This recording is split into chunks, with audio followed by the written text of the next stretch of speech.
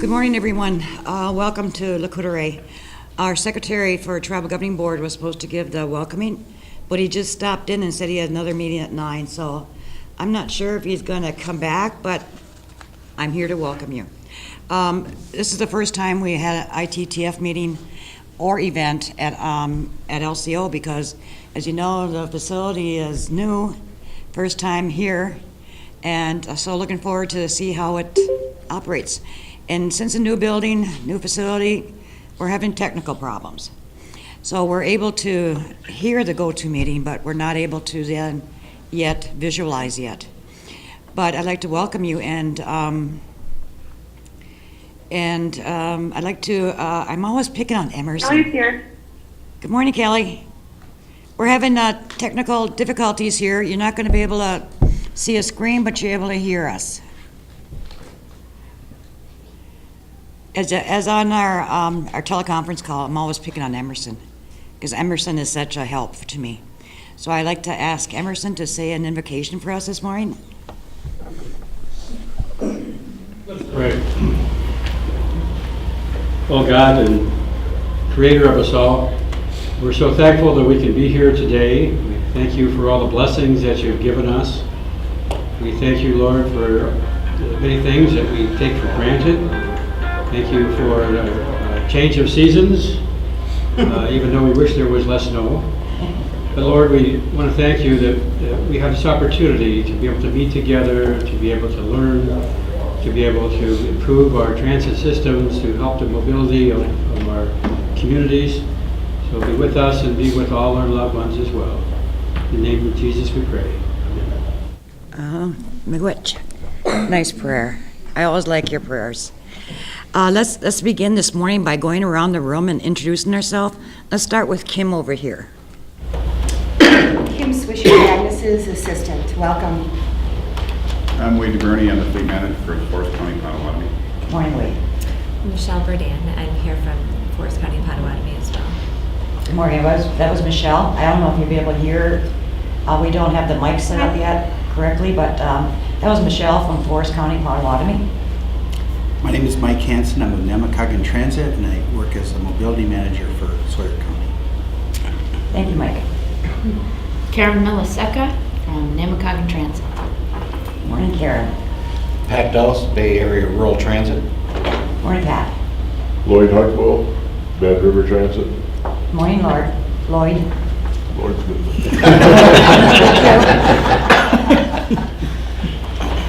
And I'm Evan Gross from Federal Transit Administration. Good morning, Evan. My name is Agnes Fleming. I'm the ITTF coordinator. My name is Margaret Schlender. I'm with Wisconsin Department of Transportation as a transit asset manager. Morning, Margaret. Emerson Coy, Director of Planning and Chicago Planning Transit. We'd like to blend. Morning, Anderson. I'm Rich Duquesne from Menominee Public Transit Machine. Morning, Rich. Lee Emmer from the MSA Professional Services. We're a full-service engineering firm, and we're interested in transit infrastructure, facilities planning. We work with a number of tribes. And what was your name again? Lee Emmer. Lee Emmer.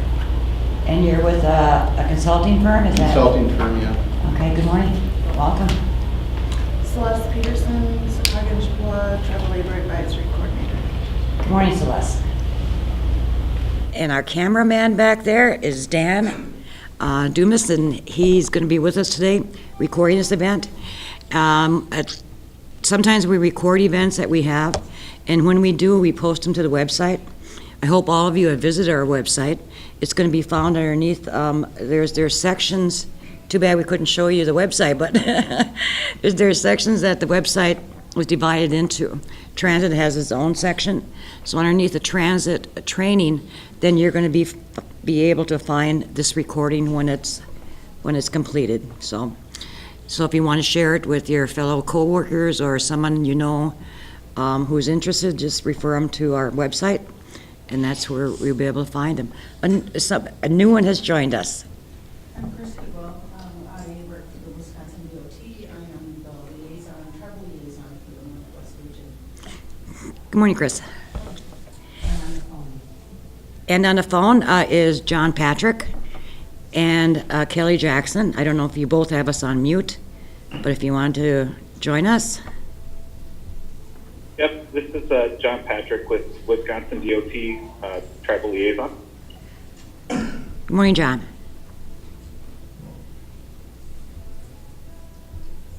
Kelly may have us on mute. Anybody else?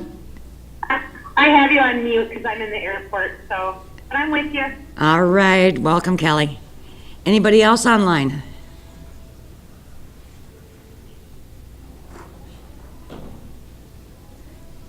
Let's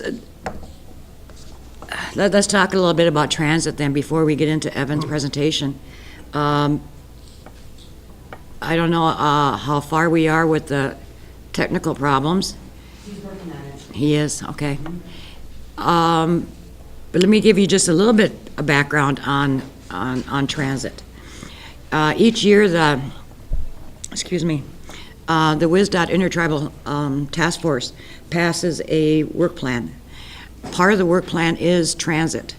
If you go online on our website, you're going to see the work plan up there after they pass it. It's then posted to the website.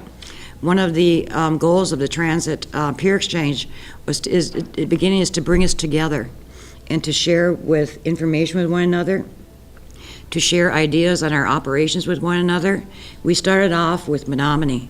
That it still is the biggest operation in the state, but at that time too it was huge. And it was my first experience with transit managers in the operation. And it was good to hear Rich and his staff then explain how they're organized and how they developed. And one thing I remember from that is that everybody was amazed by their software. They don't have a CAN software. They grew their own, and everybody was amazed by it because it did everything that they needed for reporting, tracking, and everybody wanted it. I mean, then we wanted Menominee to sell it. So I don't know if they ever considered it, and I know a couple of new operations such as Forest County Potawatomi was asking about software too, because they're looking at now their new system. And that's what this peer exchange was developed to do, was to talk about among ourselves, to share what we have. Last year at Oneida, Brandon brought out his policies. It's always good to share with one another because you don't have to always recreate the wheel. I mean, you can share policies with one another and then change it to fit your needs, and that's what this was all about. Bring us together. Because at that time, and I know St. Croix was also thinking about doing a transit operation, a new one, and I don't know what the status is of that one, but it may be too huge because St. Croix, as we all know, it covers a wide area. Their communities are so far apart. But anyway, that's what we were set up to do. Any additions, Kelly? You'd like to add? Kelly's No, I think you covered it. Okay, thank you. So like I said, we started off with Menominee, and then we went to Lac du Flambeau. Now we have different arrangements for transit operations in the state. Menominee was by themselves, and then Lac du Flambeau then joined Menominee, and now they're how would you explain it? Well, we have a contractual relationship, so we contract with Menominee for the service. Okay, so they contract with Menominee? It operates out of our tribal garage. Yeah, we seen that last time we were there. So that's a tribe-to-tribe arrangement. Then we went to Oneida, which is a standalone, and I don't know if it's a transit operation in the south yet, standalone. I know they do provide transit, though, among their communities, among themselves. And that's where we went last year. And now we're here at Le Coudray. Le Coudray is a county to tribe enterprise. We have the Nemacolin Transit that Karen will maybe talk with us about a little bit while we're waiting for the technology to catch up here. But Like I said, it's Sawyer and Lakota Tribe. We have a commission comprised of 3 Sawyer County Board members, 3 Lakota members. 2 of them are Tribal Governing Board members, and 1 is Marie, who works in transit and roads. So that's the composition of the board. They get together, they create the budgets, they create the policies, and that's how we operate here at Lakota. So it's a county tribe operation. Next one, then we're going to visit, I hope, next year. We'll talk about that today, when we're going to schedule that for next year. Last one, then we're going to go see is Redcliffe and Bad River. They operate with BART, and then they're going to be explaining how their operation works. So after that, we would have visited everyone, unless Forest County Potawatomi is ready for us. We were down there for a meeting, and I was surprised to see all your transit flyers and all over already. I mean, you can talk later on about your operation, but it seems to be pretty well established now, so very good job. So Agnes, with the Namakagon, who's on are they county board members that are on? County board members. Okay, and then on the Lakota side, it's Jason Weaver, who's a TGB member, Marie Kuykendall, who's in roads, and then who's the third person? On the tribal side, Tweed. You have Tweed Schumann, you have Don Carley, those are the elected officials, and member at large is Marie Kuykendall. And on the county side, we have Elaine Nyberg. A second one, they just had re-elections, so a second county elected official will be appointed next Thursday or something like that. And the member at large for the county side is Hal Hellwig. Thank you. So you see, there's a number of ways that we wanted to present to tribes and to ourselves how you can organize, especially to the new ones as Forest County, as they hear how others are organized themselves. Now maybe if they want to be a standalone, like Menominee, that's fine too. But what you're going to find, and what all transit operations have found, is that it's costly. There's never a break even with grants, and there's always something that somebody has to contribute. More at any tribe, I don't know. Well, maybe Menominee, but at every tribe, tribal funds are used to support their transit operations. At Lakota we do.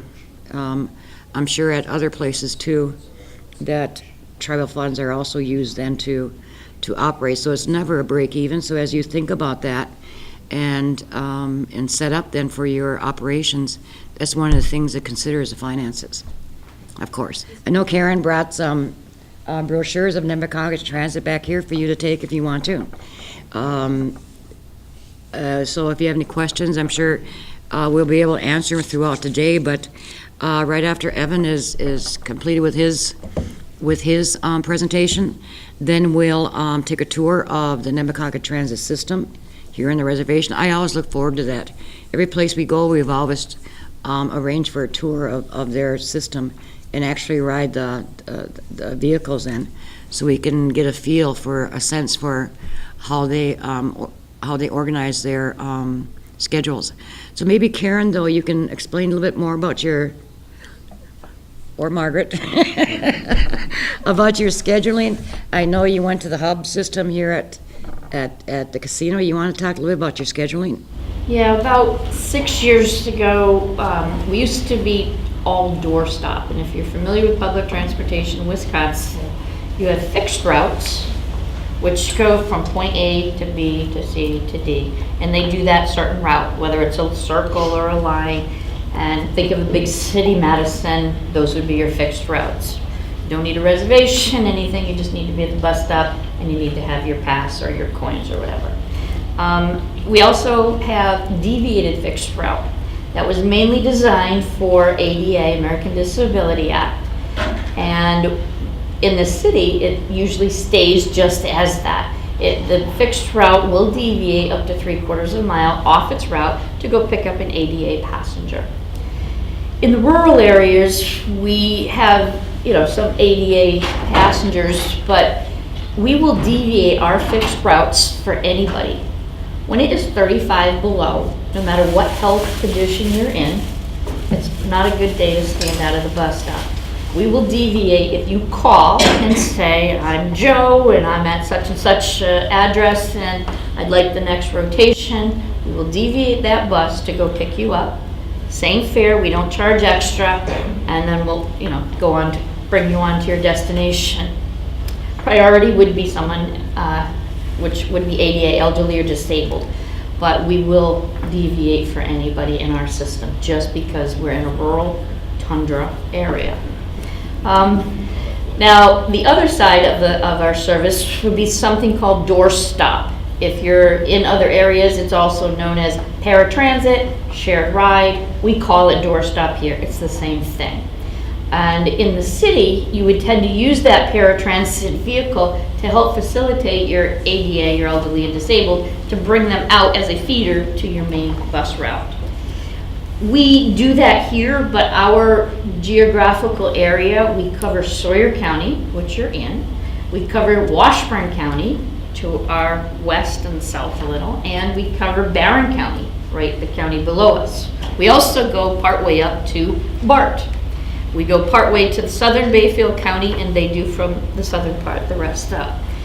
And we have our doorstop vehicles covering those areas. And the reason would be, we don't want to run a fixed route to all these little places around the county because we would never have enough funding or buses or anything to do that. So with a reservation system where you call in by noon the prior day, we will come out to your home to pick up grandma going to basket weaving, wherever she needs to go, and go right up to the door, not in the door, but our driver will go to the door and help facilitate that ride.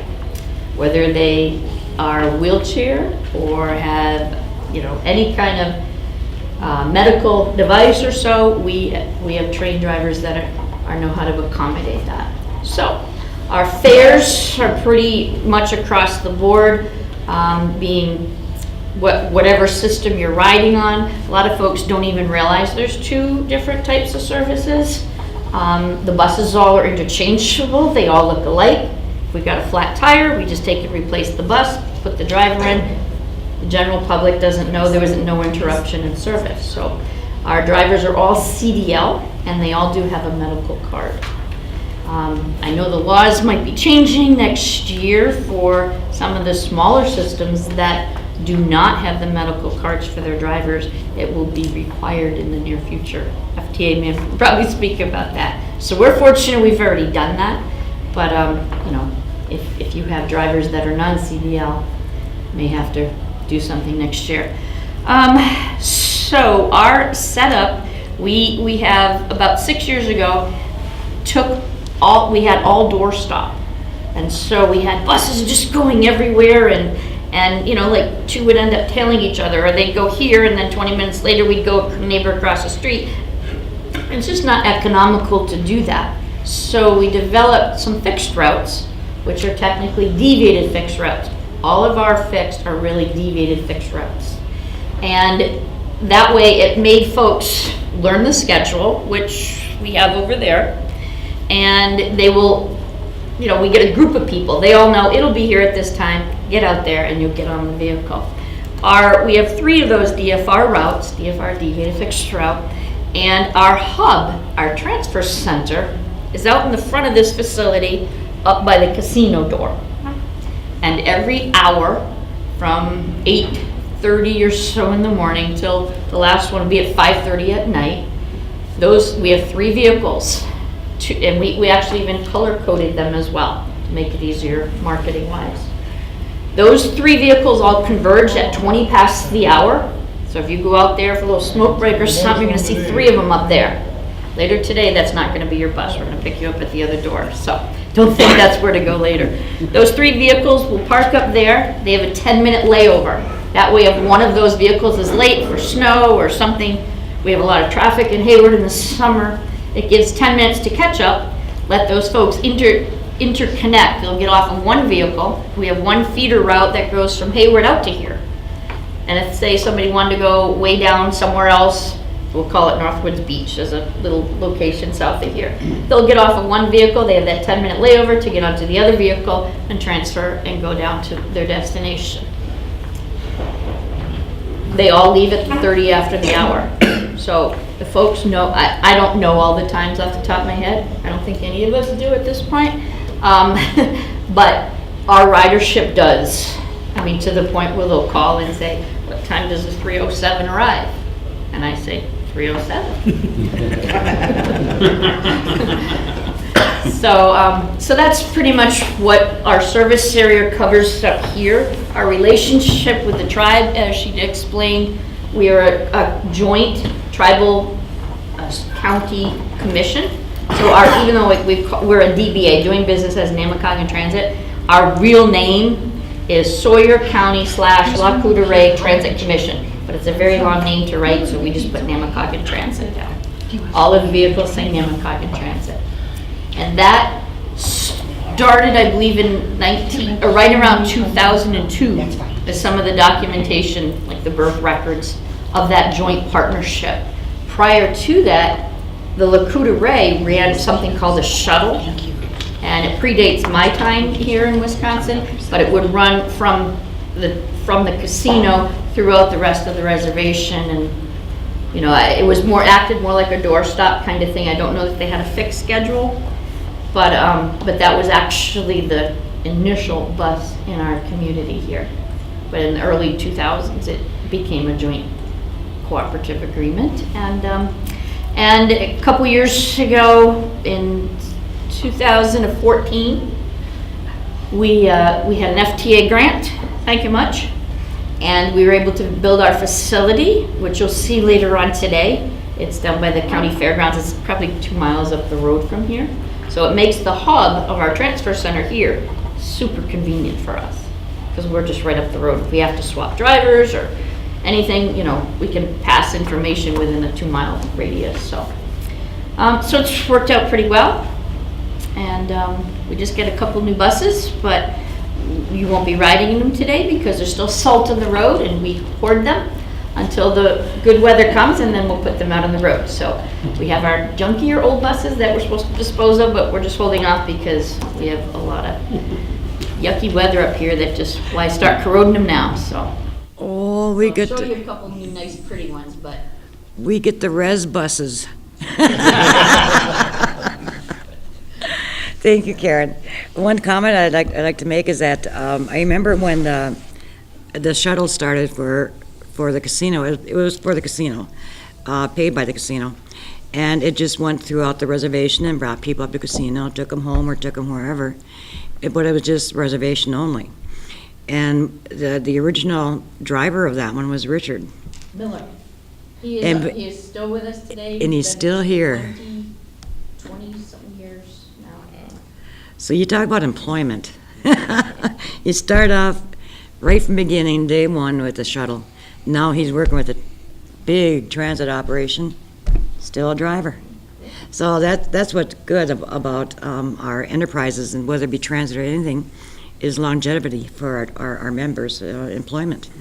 And that's what we're all about too. So as we then train our own staff, our tribal members and staff as CDL and whatever, that gives them the opportunity then to move on and move up in their organizations as they become more trained. And that's what we're here for too. So the more you can grow your own, the better it is for your operation, because this is their home. This is where they live. So the more our time getting CDL drivers. I know. Training CDLs. In fact, I heard an announcement on the radio for Namakogon looking for a part-time CDL. It's hard to get them with CDL already trained. You have a On our transit, we have a employee run in the morning before. So employees park at our casino, and then ones that are coming far away, because we have people coming from Wausau, quite 100 miles or almost, So actually, they can get partway there, and then we'll pick them up, and we call it the employee run in the morning. So they're there to work at quarter by quarter to 7. So it's actually working out pretty good. Well, that's good to hear. That's like a And if she parking can, ride. if there's other tribal members or anybody else at those stops, you start picking them up. So it's working out pretty good too. It does, yeah, like you said, your Forest County too is like, you have about, what, 2, 3 big communities away from one another? Yeah. That seems logical, to have it kind of run. I think one lady, she saved, Julie, she was saying how much she saved just by riding the bus. Yeah. And we have like air quality control, Well, that's not. so it actually goes unless towards you that have program a too, next because it's less vehicles coming. Back to that. Yeah. You could try and work on that for an hour. I heard a community member here whose car broke down, and I had to get to work, it's just giving us a shot to use our dedicated transit. And after a while, she had, good thing to get her car fixed, but she preferred the shuttle. She didn't have to get up and eat We the started car. that same thing where, like she was saying, someone can call and deviate. Yes, So as but long it as they won't call, connect. like people are starting to learn the schedule. It'll search for So they're source calling and it ahead won't and find saying, it. they'll give us their house number and we'll deviate from, to go pick them up, so far, as long as they let us know. So we're not too far off our schedule. But that's working out. 2 people are starting to call now and they know, Yeah. they're starting to learn the system. Yeah, just like with anything new or changes, you hear a lot of complaints at first, but once they become familiar with the schedule, yeah, they accept it and conform with it. It starts working. And now we'll begin with the Federal Transit Administration presentation, FTA, and with us today is Evan Gross from Chicago, Region 5. Evan? Yeah, thank you. It's great to be here, so thanks for inviting me. This is a great opportunity to see some familiar faces and some new ones. Are you going to stop me when we need to You just go right just ahead. keep going? Okay, I'll keep going until Agnes stops me. But again, thank you. It's great to be here. This is kind of an informal presentation, so I do want you all to ask questions. I may not know the answers to all of them, but I will follow up with you if I don't know the answer. So keep the questions coming. Feel free to interrupt me at any time. So the topics we were looking at presenting today were federal procurement requirements and NEPA regulations. NEPA stands for the National Environmental Policy Act. Which means if you're doing any construction projects, any renovations, anything that affects the physical footprint of land, you'll have to go through NEPA process for that project. And you'll want to start early because depending on the size and scope of the project, those requirements can get fairly complex and intensive. So we'll try to hit on some of the main points. Again, my name is Evan Gross. I'm with the Federal Transit Administration. I am the program manager for tribal grantees in Wisconsin. But our regional office covers Ohio through Minnesota. We have about 25 people in our office and over 100 grantees. Yeah, we're here to assist you. So that's our job. So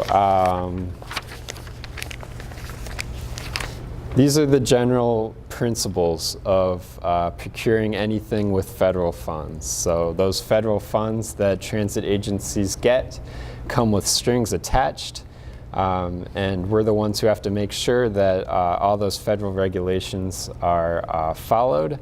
And this helps protect us as an agency and you as an agency from liability and some of the problems that we see with procurement. These regulations will help you avoid those problems. So you'll hear this a lot. All transactions must be conducted in a manner that provides full and open competition. That gets you, we believe, the best deal for the best bang for your buck. Full and open competition on the market. What does that mean? It means certain things like contractors that develop your specifications can't bid on that procurement. You can't require unnecessary experience and excessive bonding. We have to watch out for non-competitive pricing practices between firms and contractors. Organizational conflicts of interest within your organizations, either real or apparent. The appearance of those organizational conflicts of interest cause problems for us. Another point is you can't specify a brand name product without allowing an equal product to be offered, describing the performance and other relevant requirements of the product. So you can't provide preference to bidders and contractors from your hometown or home state. If you're using federal funds, it has to be open to all geographic areas in the United States. And your written policies and procedures for procurement, you have written policies and procedures for procurement, and they must address these topics. So we're here to help you with that, and I'm sure all of the different agencies around you are also willing to help with that and to share some of their knowledge and experience. And what we're trying to avoid is this. This happens all the time: lawsuits, news stories, federal investigations into procurement practices that are not up to par, that have problems, that are accused of corruption. Agencies tend to get into a lot of trouble in this area if they're not following procurement regulations. So we want to avoid that. Yes. Yes, question. What about tribal procurement policies? Do you have Native American preference? Like we have one where if someone bids up, thinking of like a 5% leeway, tribal member someplace, or tribal organization? So there is a separate set of regulations for disadvantaged businesses that it's called DBE, and it gives preference to businesses owned by minority and women-owned contractors and organizations. So that's separate from this. And that's its own set of regulations. I can go on a whole different presentation about that, DBE. But this is specific to geographic areas. So you cannot say that only this geographic area is allowed to apply for or bid on your procurement. We see that with states. Sometimes they have their own, by Wisconsin or by Illinois procurement regulations, but no, in terms of if you're using federal funds, you have to allow all bidders from all geographic areas to participate in that procurement. So, Can we say Native American preference? I believe so, under DBE. So that's not a geography, right? That's not a geography. Huh? It's a tribal procurement policy, and so there might be a company that's not DBE certified, even though they're a minority or they're Native American. So can we say that, well, because say we're bidding for $300,000 approximately, and they're a 5% difference or second, they actually not going to be lowest because they met our 5%. Yeah, I was told very specifically it's about geography. So you can interpret that how you want to a certain extent. that doesn't sound like geography to me, so I don't have a huge problem with that, but since it's not, geographic specific, right? You have to get permission first before. Yeah, so, yeah, if you have a specific case, just feel free to contact me. Or have them sign up to be a DBE, because it's only DBE. I can't go and say I'm gonna hire for tribal preference. I can't do that. I have to be equal to everybody. I have to hire someone disabled to right up to the astronaut. I can't pick race, religion, anything like that with any of our federal money or state money. So you can't say tribal preference anymore. I know in the past they used to do that. It used to be right on the hiring and everything. We would do tribal preference. No, we can't. We have to be equal. So I would make sure I had in writing, in gold print, that if you're allowed to do it, because you'll end up on the wall that he just showed. Yes, so, we don't want to end up there. They can be DBE though. There's a lot of paperwork, but a lot of companies can do it. Is it Weeby? I call it Weeby Dweeby, because Women Business Enterprise is WBE, or you have DBE. So I always say the Weeby Dweebies. I remember that one. Yeah, so if it conflicts with full and open competition, that's going to raise an issue. We don't recommend anything that would conflict with full and open competition. But yes, we do encourage disadvantaged businesses and women-owned businesses to participate, to get preference if they do get that DBE certification, which we do recommend. Yeah. Does FTA have a DBE goal? FTA doesn't, but if you have, as an agency, if you have contracting opportunities over $200,000 per year, you have to have a DBE goal. I know like WisDOT has one, so. Yeah, WisDOT will have one. We have like kind of preference to DBEs, we want to have involve them more in our, procurements. Yeah, so $200,000 a year, if that's what you contract out per year or above that, you'll have to have a DBE goal filed with us, and that's a certain percentage of that funding that does go to disadvantaged or women-owned businesses. I guess I'm wondering if that's across the board. I mean, certainly when you're winning procurement and you're building your facility, and a lot of that grant comes from federal dollars, then I understand that this is a federal, am I not following? Maybe I'm not following. Yeah, so I mean, if $1 of your project is federal, the entire project has to follow federal regulations. So it puts federal interest in your project, and that contributes to all of this, what we're talking about, those regulations come into play. Does that answer your question? Yeah, I guess it does. Okay, great.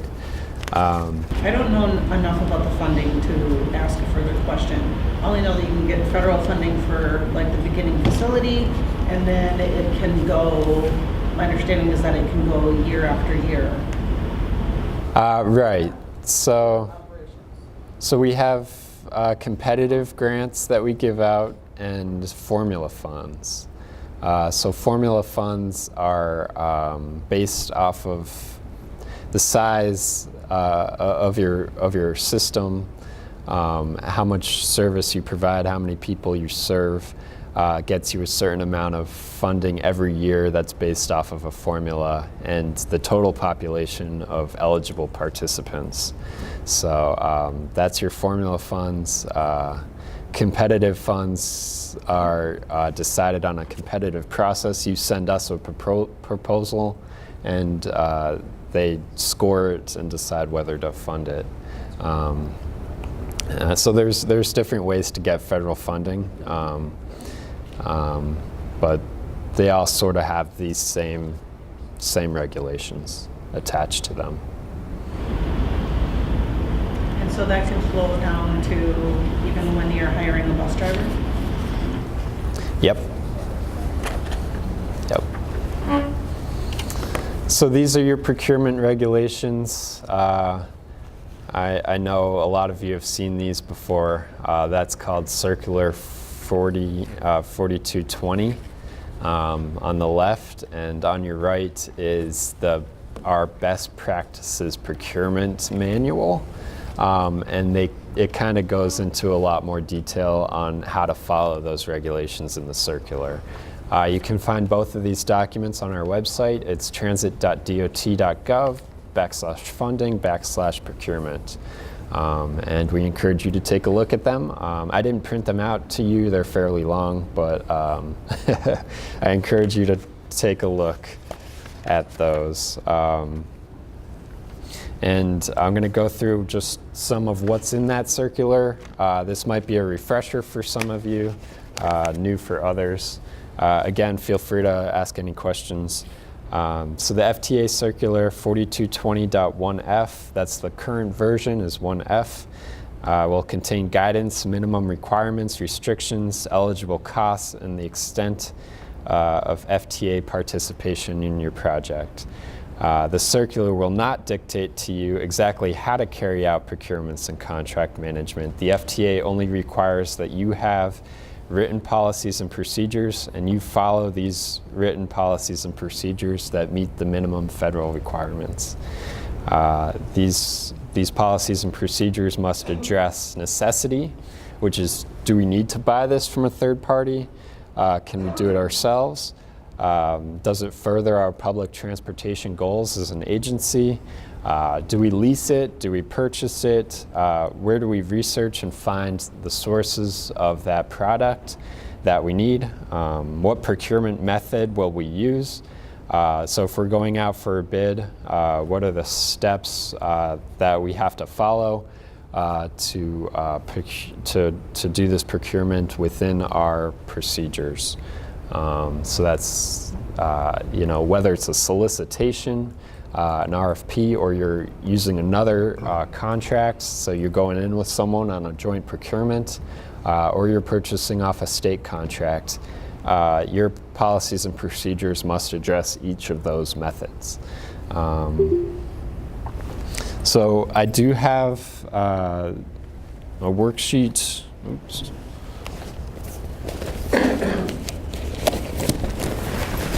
So every contract has to have a certain number of federal clauses. This is just legal language that needs to be in your procurement documents. I have enough of these for anyone who needs them, but this is very important because a lot of times we find that some of those clauses are missing from your procurement, and they need to be in there. And it looks like this. It's an easy matrix to follow. All of the clauses, the language themselves is in those circulars, those documents. Be sure to put them in your contracts when you make them. It covers things such as federal requirements for prohibition of lobbying on the part of contractors, clean air, clean water, Buy America, civil rights, that type of legal language, Davis-Bacon requirements that need to be in depending on the size and scope of your contract. So feel free to take one of these before we finish up today. Yep, or you can pass them around.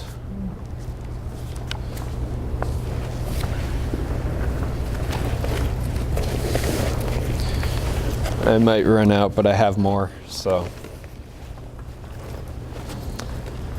talk to me after. The other thing your policies and procedures have to address is how will bid protests, how will contract problems be resolved, how will we deal with change orders if something changes in the middle of a procurement. That has to be written down.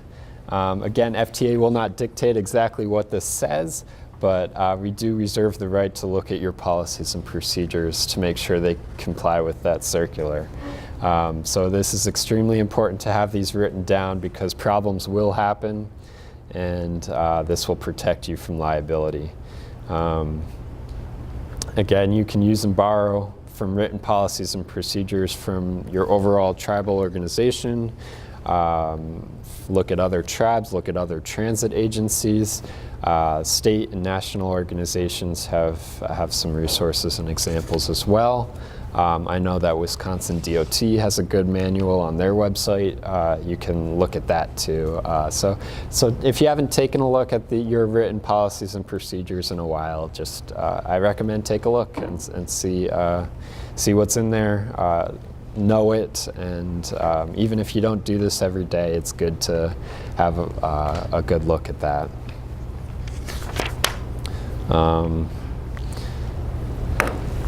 Staff and employee standards of conduct. This must address personal conflicts of interest, real or apparent.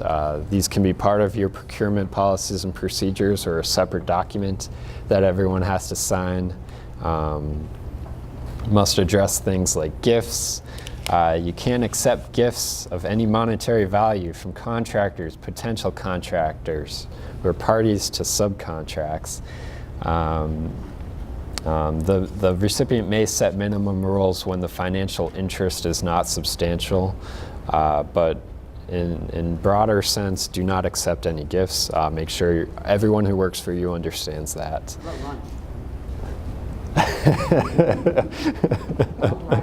I know, what about breakfast here? No, don't accept any gifts of any monetary value, right? And it should address violations. What happens if someone does inadvertently accept something that was prohibited? Are there penalties, disciplinary procedures, other things depending on the scale of what they did, how that's addressed should be written down. Procedures for the following methods of procurement. This is how we divide them up. Micro purchases have a certain set of minimum requirements for everything you buy with federal funds under $3,000. You can have a lower standard than that. Some people have it as $2,000 or $1,000, but our minimum is $3,000. A procurement over $3,000 moves into the step of a small purchase, and that goes up to $150,000.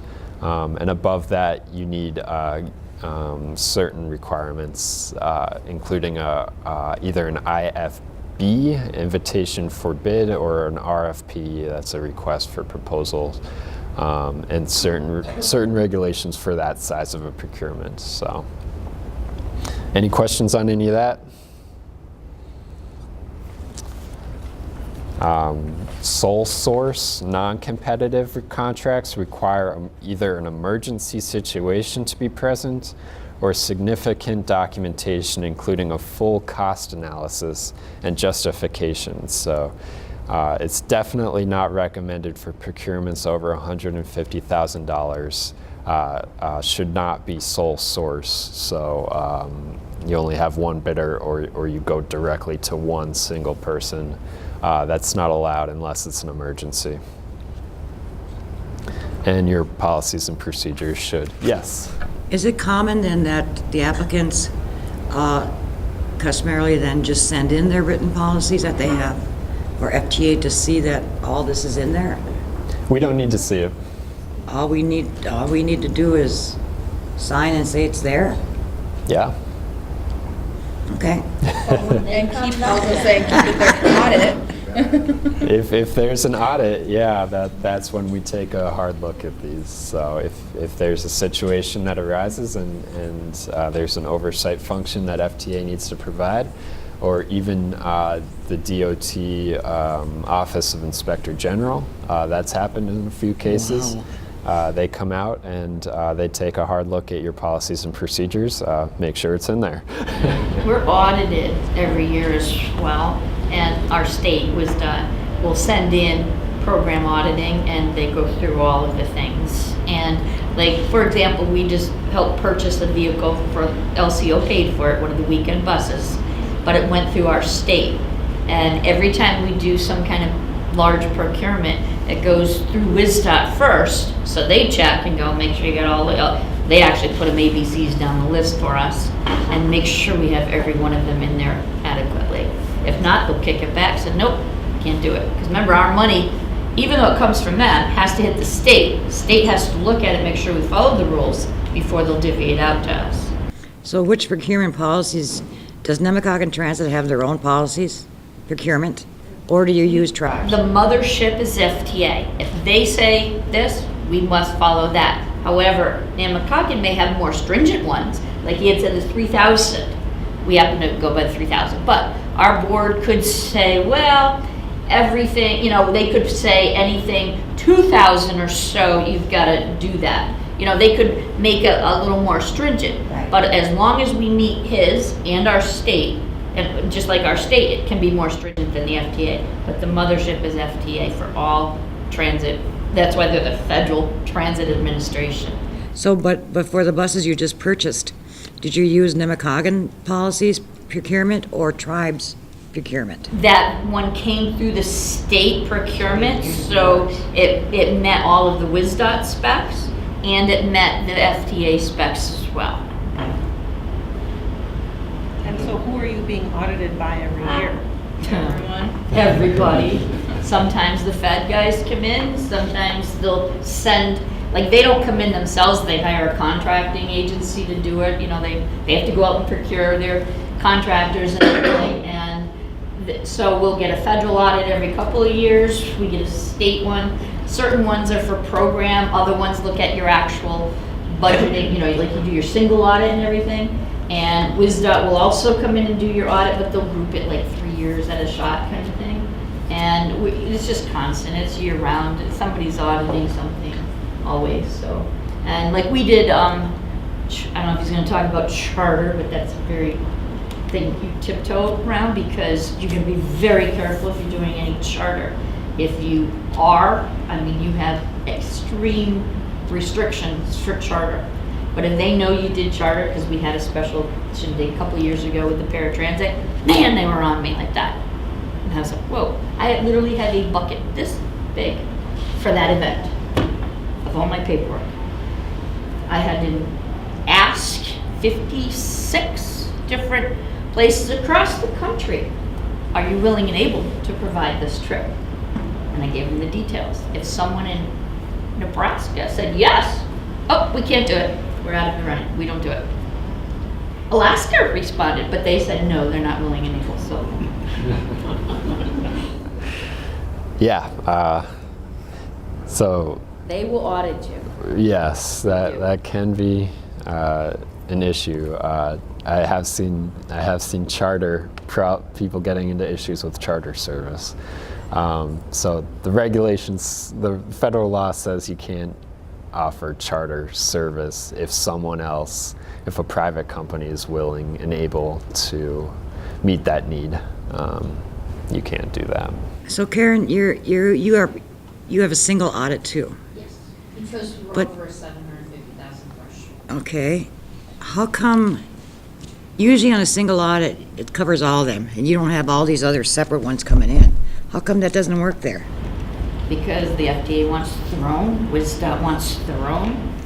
Because WSDOT has a state audit done by FTA every 3 years for like procurement. Like we just had our PSR done for procurement like 3 months ago. And then we have a state management review coming up in August. So we're getting audited twice by FDA. But in that state management review, they as subrecipients have to be audited as well. So FDA will pick a random subrecipient and say, hey, we're going to look at this subrecipient of yours to be audited by us. So there's different regulations for a state as compared to a subrecipient. But if the subrecipient is big enough, FDA will audit them singularly outside of the state DOT. Boy, that's a moneymaker. Yeah, but because we have to keep a lot more stringent records at WSDOT than we do at for a subrecipient, and because of that, we get audited on a grand scale, but the subrecipient will be audited on a more kind of zoned in scale, as far as like like their day-to-day operations, making sure like fares are collected appropriately, and just other kind of bookkeeping works, operations works, and making sure. So like FTA will come in and look at their procurements and things like that, but WisDOT will come in and say, we need to see your day-to-day stuff, your operations. We need to make sure you have equal opportunity employment, that you're, making sure that you say where your funding is coming from, and you have all these called like the sunshine laws, so that you're very open about it. That's our responsibility as a state government to make sure that they're doing that, and then FTA then checks us to make sure we're doing that to them. It's kind of like a trickle effect. If they get in trouble, we know it. Yeah. Because we get blamed. So it sounds really overwhelming, and It does. Especially when you're sitting here like Forest County going, what? My head's spinning. We have to do what? and like even when you're going through the NEPA process, you have the state government going in and doing things and doing a report, and the federal government has access to that report, but they don't do their own separate function. They will say, we're acknowledging what the state government does so that there's more efficiency. In other words, we're not going to go in and do, everybody's not doing their own separate thing. And it kind of sounds like a little bit that's what's going on with these audits. I mean, if the state government is going in and doing a very specific audit, why couldn't the federal government say, yeah, we acknowledge that and we've seen that audit? Just an idea and a comment. That sounds pretty much what happens. I mean, if we're granting money to the state, in this case, state of Wisconsin, and state of Wisconsin has certain requirements for their grantees, but there's still federal interest in the project, even if it goes through the state first, down to you, down to an individual agency. That's still, federal money. Pass-through is even. Pass-through, yeah. WisDOT, though, I will say, did really awesome when we had the I call it ARA money, American Reinvestment Recovery Act. And that's when we all built our facilities in the state, because there was good money there. And they hired a consulting firm to go make sure all those things were done with our NEPA studies, because we even had to do one with the amount of lights we'll have in the sky and all this kind of stuff. But they actually hired a firm, so we were all consistent, and they went up and, I don't forget Travis's company there, but they went all over the state to every one of our projects, even your project, we all had the same one up here, and to make sure that the regs were met. If they had not done it, mine might have been different, his would have been, we would have all kind of done what we wanted and interpreted the rules, but, so our state took some of the federal money, went out for their own procurement and got that really good engineering firm that I can't remember their name. Travis worked for them. I can picture the logo on the vehicle. Right, they were there a lot. Yes. I mean, they were on site, they held the weekly meetings, they made sure prevailing wages were done with that Davis-Bacon stuff, and so they really made sure we all followed the rules, because otherwise WisDOT would have been in trouble. Yes. And it sounds like a lot right now, but as long as you keep good records, you retain all the information that WisDOT asks of you, any information that like maintenance records for your vehicles, any kind of accident procedures that you have, policies. As long as you maintain those records and keep them in a good location, you're going to be fine. I mean, the state's not going to audit you unless you get state funding, or funding through the state, federal funding through the state. Yeah. So if you get funding directly from FTA and it doesn't go through the state, then you don't need to worry about state audits. But if $1. But if $1 See, comes, ours is a little different, we're blended. Yep. It used to be 1 penny, but I'm glad you raised it to $1. Because we are in a joint relationship with LCO, the bus for LCO is on property that was federally funded. We might take a pen or a screwdriver that was paid for through our federal operating money and touch that bus. Their records are subject to the same thing, because when they come in to get audited, I have to bring up, because I keep the books for the LCO part of our system, they do go through that. Because one penny, the oil's changed in a federally funded vehicle, is in a federally funded building. So because we're co-joined, they are subject to it because of it. Even though the money doesn't come. Right, but the building was built with Okay, all right. federal money, and we might have bought the compressor that puts the air in the tire may have been bought with the federal money, so your bus gets air from that hose, boom. It's as simple as that. So, we keep extremely segregated details of our system just because of that, because I don't want one side or the other to Yeah. get in trouble. And if you buy land with federal funds, that federal interest is in that land for perpetuity. If you want to do anything with that land, you have to contact us. So it does get fairly strict, and it does require meticulous records to be kept in order to comply with some of these things. So. The federal NEPA does take quite a while to get it. It can take a while, yeah. Yeah, there's a long span between communications, approvals. Yeah, so start early. We'll get into some of that. Again, we've touched on all of this, but document all procurement actions carefully. That's my main message here today. Keep accurate records. Yes, thank you. I have a second. All in favor? Document everything carefully. Document why this procurement is necessary. Document why we're using this procurement method for this product. We are using a sealed bid IFB because we know exactly what we need and how to specify it. The minimum quality of the service or product is on the market and will be sufficient for our needs, and we have a firm, fixed, non-negotiable price. And there's a large competitive market with a well-documented price range for this specific product or service. On the other hand, if you're using a request for proposals, maybe we don't have a specific firm fixed price. We need to see what's out there on the market.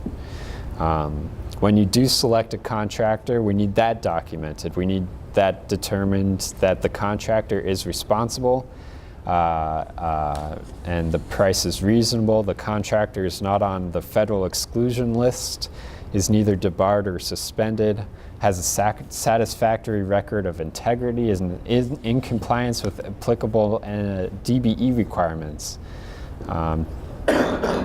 Cost or price justification. This is the determination of price reasonableness using an independent cost estimate. We'll get into some of that. Keep accurate documented records.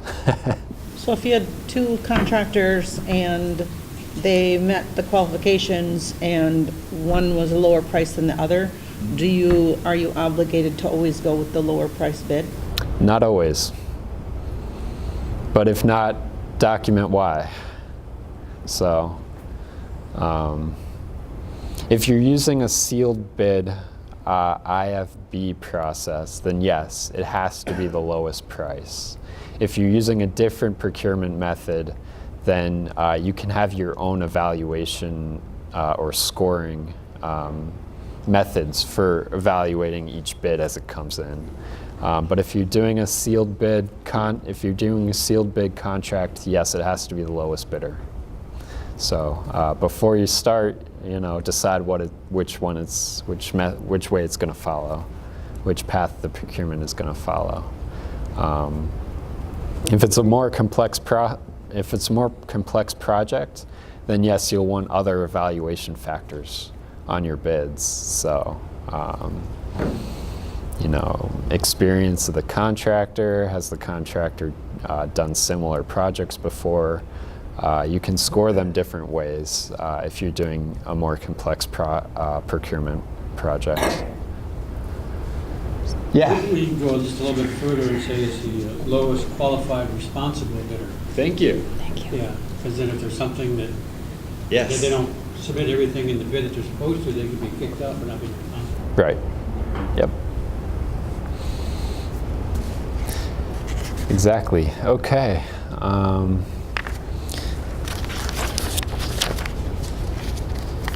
So if you look at where we're at, we have a procurement policies and procedures self-test on our website. I encourage you to take a look at it. Have your documents next to you, and you can go through each one of these questions and do kind of a checklist. The answer should be yes to all of these. So I'll go just through a few of them. There are a lot more on our website. It's an easy way for you to make sure your policies and procedures are meeting the minimum federal requirements. So you can take a look at these, and I have that link up there. That's a little bit of a long link, but take a look at it. So, do they define your organizational conflicts of interest? Do they prohibit cost plus percentage of cost type contracts? Yes, the answer should be yes. Any questions so far? I think it made, for us who are looking at our policy procedures now and using that and seeing if ours covers it. Yeah. I know we have different policy procedures held in different places. We have a tribal policy procedures procurement, and I don't know if new ones like Forest County Potawatomi are going to be a tribal. If you want to make sure that, it may already be done for you. Your tribal may already have conformed to all these requirements, but if you're standalone, are you standalone or are you tribal? Tribal, they probably already have it. Nemacoggin is a standalone, she just said. They have their own property procurement policies, so it all depends on how you're organized. So you may want to think of contacting your tribal operations first and have them look at this. If that's how you're going to go, it may already be done for you. Yeah, so I mean, a lot of folks think that if their city or their tribe has procurement policies and procedures, they just have to follow those. A lot of tribes get funding through HUD, through BIA, through other federal agencies. So most of your procurement policies and procedures will have to be already compliant with the federal requirements. Transit has a few further requirements. So you're going to want to take a look at those policies if they're for the overall organization, and make sure they're compliant with some of those. Most of them are going to be compliant with the federal requirements, but transit does go a little bit further in some areas. In Red Cliff and Bad River, do you fall underneath BART's procurement policies then, or do you have your own? We have our own. You have your own too? Well, Okay. we fall underneath the FTA because our tribe has their policies for procurement, but they're not as strong as FTA, so we just use FTAs. You just use, okay, all right. Thank you. Agnes? Sorry. I know we had a little late start. I had a bus outside because we're 10:15. Oh, Would we okay. be able to do that and then come back and let him continue? Sure, Because you the can do time. that. Yeah, sure. Okay.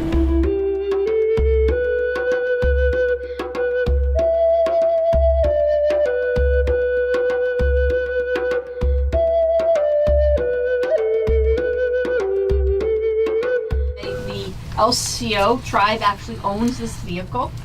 It was paid for through the 5311C grant, which is a direct FTA funded grant for the tribe.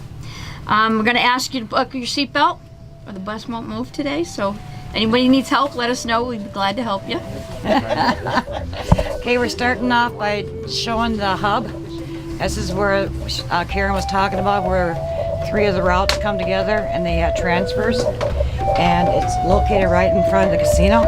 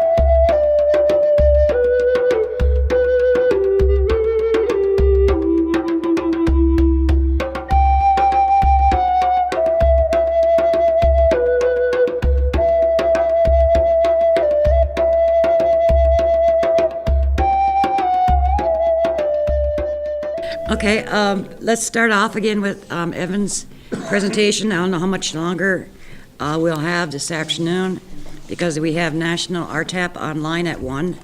So we'll start off again with Evan. Speaking of RTAP, has anyone seen this guide, How to Buy a Vehicle? Okay. I brought a few copies, but not enough for everybody. But it is an excellent guide on kind of all the steps you need to go through to buy a vehicle. The great thing about this guide is that it also has contacts for state procurement programs across the country. So if you're buying a vehicle off of a state contract, you can shop around, you can contact any state DOT and see about their prices, their regulations, how to buy a vehicle off of a state contract. You're allowed to go to any state in the country and participate on their vehicle procurements. So Except in Wisconsin, they won't let us do that. they won't let you do that? Oh no. Okay. Well.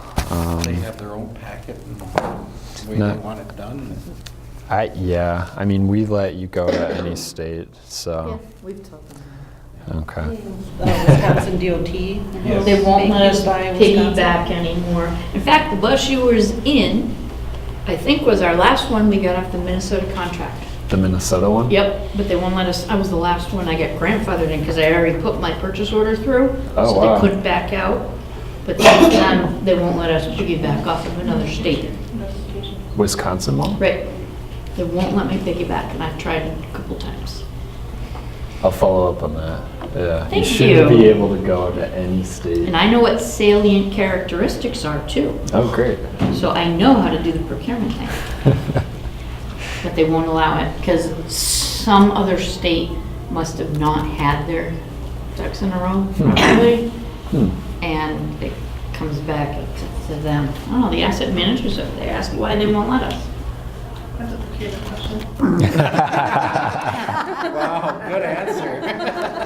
She's learning. All right, so if you're using our 5311 program funds, that's the circular. It's on our website, 9040.1G.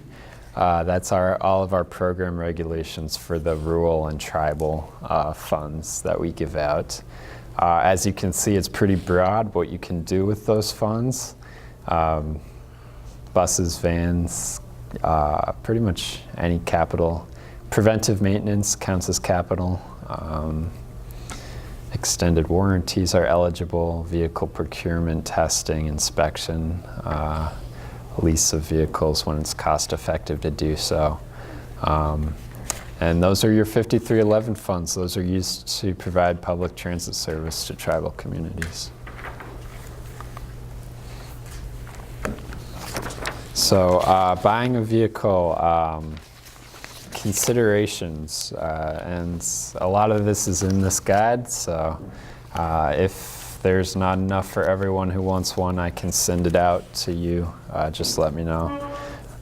But yeah, these are important considerations for purchasing a new vehicle. Are you expanding your fleet, or are you replacing old vehicles that have reached their useful life? If it's an expansion, do you have the budget capacity to not only buy, but also pay for the warranties, the insurance, the maintenance, the drivers, other admin costs that come along with expanding your fleet?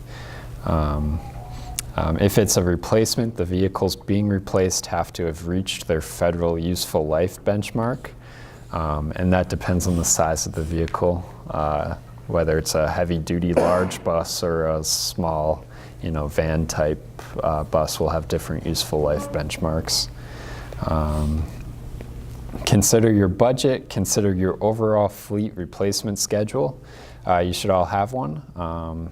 This is, the inventory of your fleet and when those vehicles are due to be replaced. And that gets into some of the TAM regulations that are coming online now, transit asset management, that will have to be reported to FTA. So those are just some things to consider. Again, the guide goes into more details. Vehicle procurement requirements. This is kind of the step-by-step we give you on how to buy a vehicle.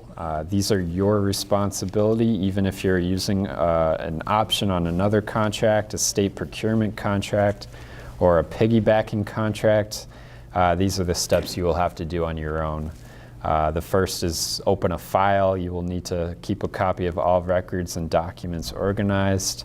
If there's another contract you end up using, print all those contract documents and keep a hard copy and an electronic in your records that's easily accessible. The first document we like to say is the independent cost estimate. Note the word independent. This must come from you and your team and be completed before any procurement activities take place that could conflict with the independence of the estimate of the price. And you'll have a budget, which is a cost estimate in a sense, but this is a more researched and informed justification of that price estimate. Is essentially your agency's official estimate of what the vehicle you're procuring should cost. So available resources to complete this include published price lists, historical pricing information from your or other agencies, comparable purchases, engineering estimates, independent third-party estimates from contractors who are not participating in the procurement, and it can be a range of price figures, usually a low price estimate and a high price estimate that would still be reasonable and prudent. Any questions on putting together an independent cost estimate? Has anyone done this before? Yep, of course. Good. Many times. Great. Okay, after the ICE, you can move forward with the procurement following your policies and procedures carefully for the type of procurement chosen and keeping copies of all the specifications, proposals, and other documents released. Once you have the bids, you will use the ICE, and here's where we conduct the price or cost analysis to make our determination on price reasonableness. This should take into account how many bids were received, whether competition was adequate, and whether the price was within the ICE range of prices. So the determination is dependent on the type and specialization of the vehicle purchase. And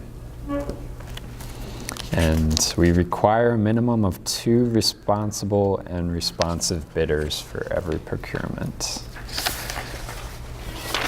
Preferably more.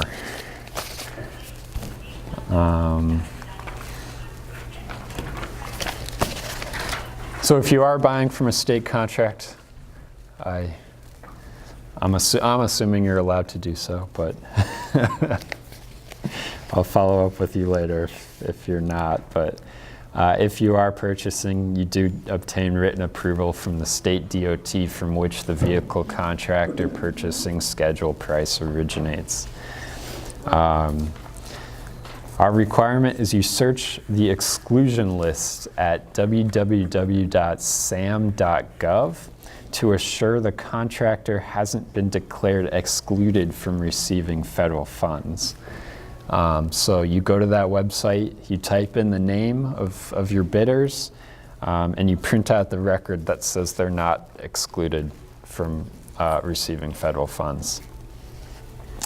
You also have to search the eligible transit vehicle manufacturer list, and we have the website for that, or you can just search Google for it. It's pretty easy to find. Ensure that the manufacturer of the vehicle has complied with our DBE program requirements, and you can print out that list to put in your file. And then once the contract is awarded, you need to report to us the manufacturer you used, and we have it's just a Survey Monkey sheet right now, but just type in that information and submit it to us to comply with our DBE program. That's what SAM looks like. there's your exclusion list on the lower right. So if you go to sam.gov, this is what you see, just to give you a sense of what it looks like and what you need to do for that. Shouldn't be too hard, but if you have any problems, let me know. And that's what the eligible transit vehicle manufacturers list looks like. So that's on our website too. You can link to the reporting form on the upper right-hand side. Remember that? Should I use my... Yeah. I was just seeing if you knew how to use it. Thank you, yes. Okay, I see it now. Because it's hard to read, you know. I know.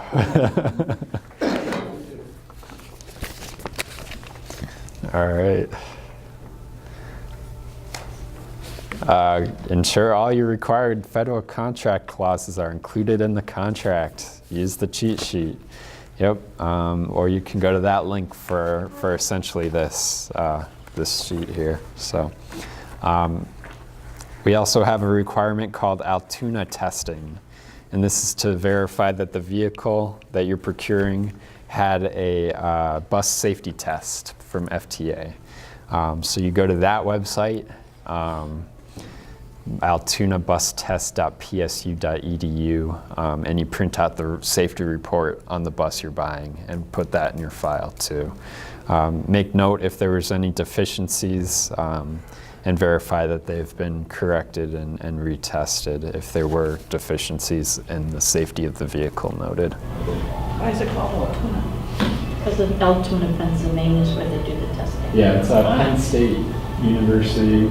We use them to do all of our bus testing in Penn State, I guess. That's one of the main branch where they do the testing. They have big road tours. Yeah. We call it an Altoona test because that's where they have to send all the vehicles to middle of nowhere, Pennsylvania, to get it done. So, okay, so once you do buy the vehicle, sorry, I thought I brought examples of this.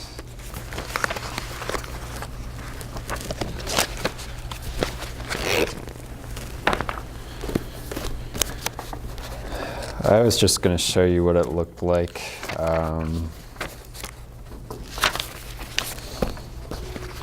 Too many papers here. Purchaser's requirements certification. You fill this out. Don't let anyone else fill it out. You do one before the vehicle is delivered and one after to make sure it meets your requirements. It basically says, as required by federal regulations, we, the recipient, certify that the vehicles to be purchased from the contractor are the same product described in the solicitation specification, and that the proposed manufacturer is responsible with the capability to produce the vehicles that meet the specification. Sign and date it and put it in your file. It doesn't get sent anywhere, it just stays with the file. Stays with the file, Okay. Yep. This is the Federal Motor Vehicle Safety Standards Compliance Certification. There should be a sticker, I think. Sticker that looks like this on the vehicle. And then you sign off that it's there. And so, yeah, basically I can send you these if you need them, but yes, we do need all of these certifications in your procurement files. Has them on their website, and they will also send them to you. Yes, we have them on our website. I think WisDOT has some too, yep. Don't save them in your computer because they change. Yeah, okay. We'll update all the time. But just go on the website and you can download them all, and then you fill them all out. And in this state, you need to send a copy of all the stuff into WisDOT. And you also keep need it to in take your a office. picture of Right. the You have to go sticker. take a picture. Yep. You just take your iPhone and go click, print, put it in there and send it to WISDOT, the whole packet. FTA requires you just keep in your file, but WISDOT requires us to send it, all of it. We don't want fake vehicles. So if you're using state funds, you need to send it to WISDOT. Or if the state is overseeing, you're getting your 5311 through the If state. you're getting it through the state, okay, okay. Same procedure. But if you're just getting funding directly from us, you just need to keep it in your file. But I can send you the forms too, or just let me know. So if it isn't FTA requiring things from you, it's WISDOT. Yep. You're caught coming or going. Yep. Even if she gets that direct money, the building you're in was a penny paid for through anything to do with the state. Because for you to get your 5311, do you get 5311 money? No, Just, what kind of, what number, 5309 or? right now we're not obtaining it. Oh. Anything you do in the state, just send it to the state too.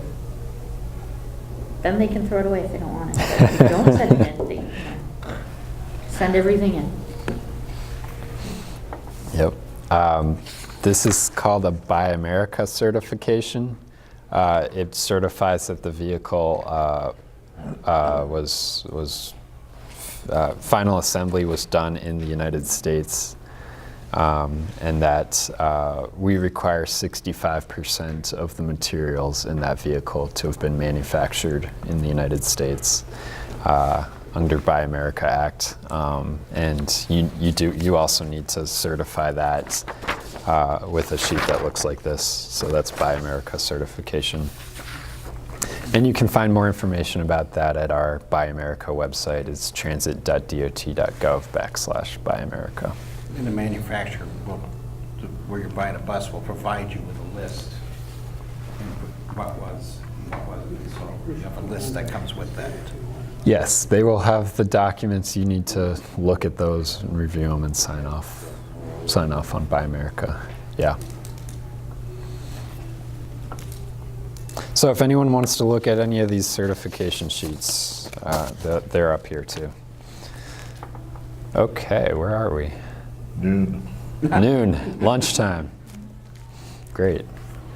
Those are some resources for you all. Should be in your packets. Good information from WISDOT, as they have like a full toolkit for you to use when you're buying vehicles. And our websites are kept up to date too. So if not, give us a call, contact us at FTA, and we can help with this too. Is that a good stopping point? Good stopping point? Yeah, Okay. NEPA's next. NEPA's All right. next, if we get to it, yeah. Well, we'll eventually get through this with Evan. Next up at 1 o'clock when we get back is National RTAP. We're getting ready to start again on the Transit Peer Exchange. Welcome everyone back. It was a great lunch, and thank you for the birthday wish. Who is online with us? This is Neil Rodriguez from National RTAP. Neil, hi. Glad you could connect with us. Oh, thank you. Are you on screen with us too? And I see the screen. Does it share my screen? I gotta download something. Okay, Kim is setting up now. I made him a presenter. Okay. Who else is online? Hi, this is John Patrick, Wisconsin DOT Tribal Liaison. Hi, John. Welcome back. Anybody else?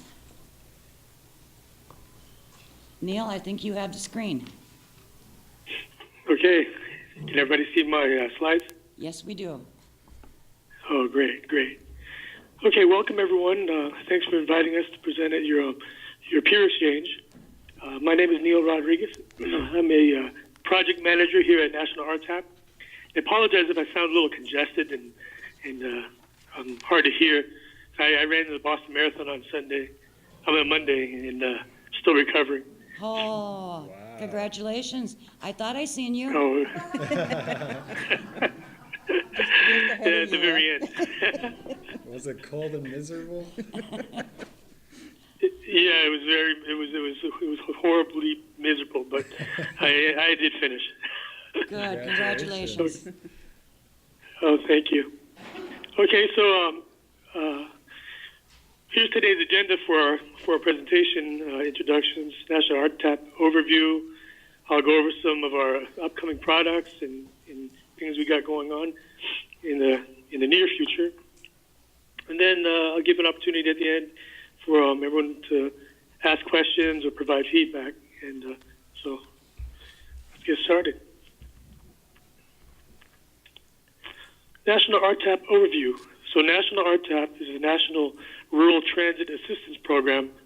And the way the program works is we're funded through the FTA as part of the 5311 program. It's a formula right out of the funding.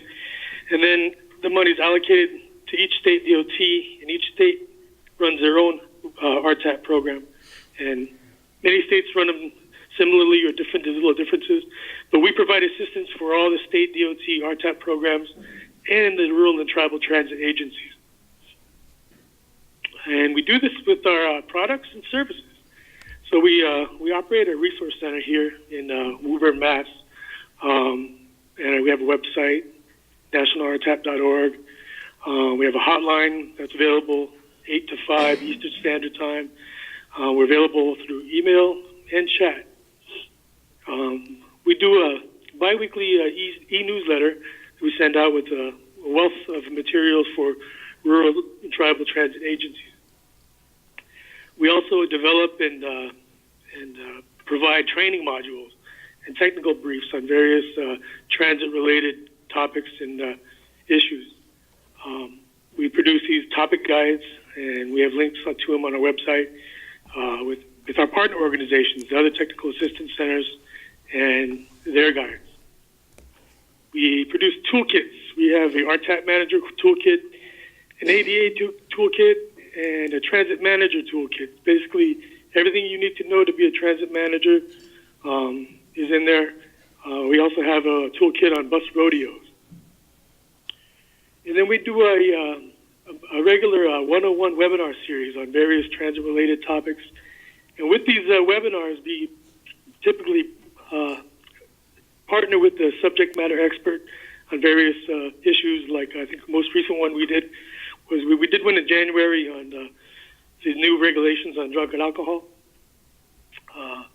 Our tech team provides produced some web apps that are pretty useful. We have one called GTFS Builder. This helps transit agencies get their routes uploaded to Google. We have a website builder where we work with transit agencies to help build them a website, and we house it on our server, and that's a pretty cool product.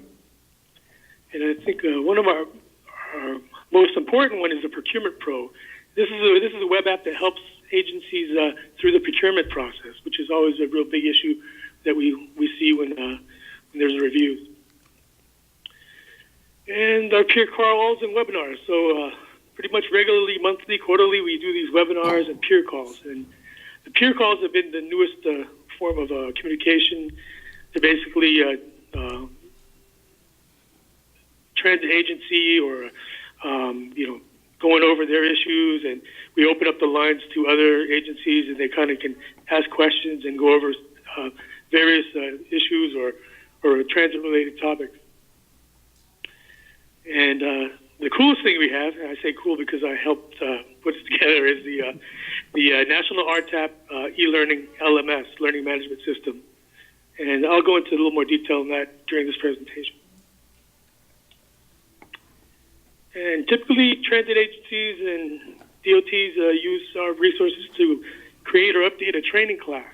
And we have various training modules. Some are hard copies, some are DVDs. We have our e-learning system, and everyone uses a little bit of all of them. We answer questions about rural transit planning, operations management, and funding. So we field calls and emails throughout the week from people having issues, various issues. So we also incorporate technology in your program or transit system, and you can learn about the latest developments in rural transit, including funding opportunities. And we get expert advice from a peer transit provider. So if we get a question that none of us here in-house can answer, we will track down somebody who can, and we'll connect them with the person who needs assistance. and you can hear knowledgeable speakers without leaving your office. And I think that's really cool, especially for the rural and tribal transit agency. Our new and upcoming products. So our recent products are we have a advertising best practices article that we put out about a year ago, or a little more than a year ago. We put out a 60-minute minimum substance abuse awareness training e-learning course. So this exists online. It's mandatory for all the transit drivers. And right now it's the most popular course that we have online. And Start Online. This is a safety training in rural transit. So this is one, Start Online is an online version, but we also have the hard copy versions of Start that have been updated recently. And we have another one called Top Shops, and it is for emergency management vehicle maintenance, primarily for agencies who have shops and have safety and need training regarding their shop. And the marketing toolkit. This is an online toolkit that we have, and you can get to it from our website, nationalrtap.org. And currently in the works, we're doing updates to our problem passengers and financial management training modules. So both of these will be hard copy and e-learning versions, and they're going to be updated with new chapters. I think the problem passengers include some new stuff with regards to driver assaults, things like that. So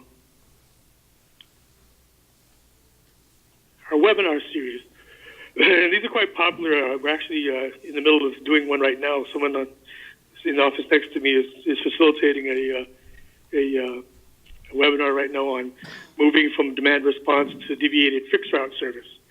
And then later this month, we'll do a FTA low, no emissions program overview and grant writing for small and rural systems. And in June, we plan to do one on cost allocation. And future topics may include NTD data reporting, DBE, and if anyone here has any suggestions, just shoot us an email at info@national.rtap.org. We'll definitely see if we got anything like that. And on the left, you'll see a list of some of our most recent previous webinars. They're all recorded, and you can get to them, the recording, from our website.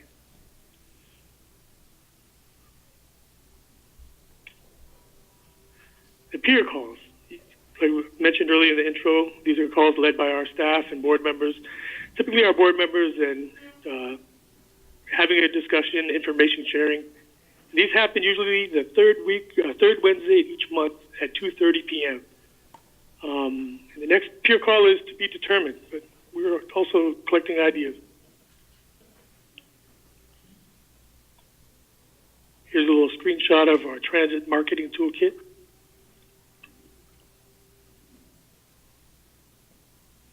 See on the left hand on the table of contents, you can find all kinds of resources. We have templates on various, like brochures and how to develop a marketing plan, strategies for implementing it. It has 3 components: information about transit marketing, and a worksheet for how to create a marketing plan. It's low tech. We've kept it that way because we find that a lot of the systems that we work with have, sometimes, you don't want to have like a full Adobe suite at your service. So we kept it at Microsoft Publisher, pretty low cost. And we have a library of transit graphics and stock images that rural transits can use copyright free. Here's a screenshot of some of the templates. And the e-learning system. We officially launched on August 31st, 2016. I would say when I first started here at National RTAP in September 2014, they asked me if I knew anything about e-learning, and I said no, and they said, well, we're going to create one. And so I had to go through the whole process of finding what we needed and going through the RFP process and then designing and then working with the contractor on, developing our system. And it's been a lot of work, but it's definitely it adds a lot of value to what we do. benefits of e-learning. It's lower cost. We find that many rural agencies need to send their staff out to another location. They need to pay for hotel rooms, or if they are registering for one, they need to pay for the course. And then they have time off work, they have downtime. Whereas with e-learning, they can just sit in their office and do things at their own pace. They can also do the training from their homes. They can, take some of these courses. They don't need to complete it all at once. They can do them in chunks, do several chapters at this time. Next week, do several more. It's faster delivery. It's available online at any time, and there's no classroom size limitations. And it also has a lower environmental impact. Here's a screenshot to the when you go to elearning.nationalrtap.org. You see up in the top right, you can register. It'll get you right into the system. Or you can go over here and you can fill out an agency request form. Fields populate, name, first name, last name, username, password, and we'll get your team created in the system. And then you'll have the person who typically fills that out is the manager, safety manager, transit manager, and we assign that person as the team administrator for the team, and they can add users to the system. They can delete them. They can review transcripts. They can access reports, and they can keep monitoring of their staff members, see who's doing training and how they did, who completed it, who did not. So that's how it looks when you first pull it up. And we kind of wanted to keep it real simple, not a lot of fancy graphics. And here's some of the courses we have in there right now. There's a little more than the screen shows right now. I just didn't have enough room on the screen. You would scroll down and you see some other FTA-related videos that we put in there. We link them from their website onto ours, so when you click it, open it, it'll open up in a different window. And you can see on the left there, some of them have a green circle and some have a little partial blue. That's your progress. So if it has no color, you haven't opened it, you haven't tried. If it's green, you completed it, and if it's blue, you're in the progress of completing it. So if you were the LMS admin for your team, you could pull up your transcript on that tab right there, and this will pull up, and you can export the report into a PDF or print it, and then you can pull up your team's report. You can look at how everyone else is doing it by course. Sorry, all these guys. Administrator passed everything, some did not. And you can pull up individual reports, and you can grind down into the detail. Like this one here has to do with a 60-minute minimum drug and safety sensitive drug abuse awareness course. And you can look on the column, you can add fields, the duration, and you see right there, and the third went down. I spent 1 hour and 3 seconds in there. And sometimes you get a call and somebody says, I was in the course and I know I completed it. Well, they completed it real fast. But what happens is when you complete that course, it has a timer on it, and the finish button doesn't appear until after one hour. And if you close that window before 1 hour, you won't get a certificate. So they'll call our office and they'll say, I know I was in there for so long and I didn't get a certificate. Then I'll look in the transcript and I can see, you were only in there for about 40 minutes and you didn't pass the course. So they have to go back and complete it. And then like in the table of contents, the certificates are there and they're only able to open them once they complete that 60-minute minimum time. You can see that time stamp is also inserted at the bottom of the certificate on the right. So is there a warning, Neil, when you start any of those, that they do have to be online for an hour? There is. There's actually there's a first module and then the second module. And the first module goes into a little about the regulations and why this course is essential, and the rules on the course. Don't close it. You got to be in there 60 minutes. There's a warning that pops up, I think at the 45-minute point, and they go through that and they complete that course. They get to go to the next the time module, and then they just need to take their time. Okay. And there's a lot of material in there. They can review them over it again. There's some videos that were linked into the courses.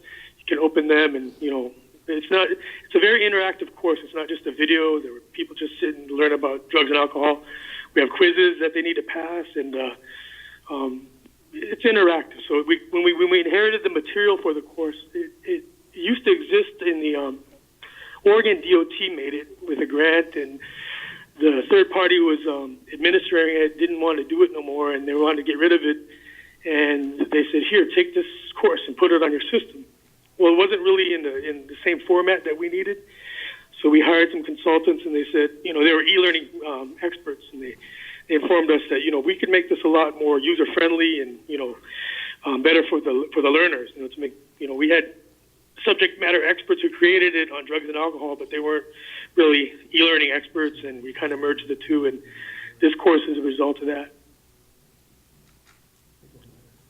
Again, the main catalog. And Start Online, there's 9 modules in Start, and what we see here in the agencies we work with, it's a very popular course on various topics, and you see right there on the right, we list them: intro, vehicle safety, controlling the vehicle, adverse conditions, safety of ambulatory passengers, and safety of non-ambulatory passengers, transit security, and crisis management. What I've learned going to conferences and talking to some managers that are out there, I'm happy to find that sometimes they'll have an issue in their agency, and then some of them remedy the situation by they assigning the start training at certain chapters to their staff. So we find that's cool. And that's what it looks like online. Each has its own folder, and then you open up the folder, and there's modules within each of those folders.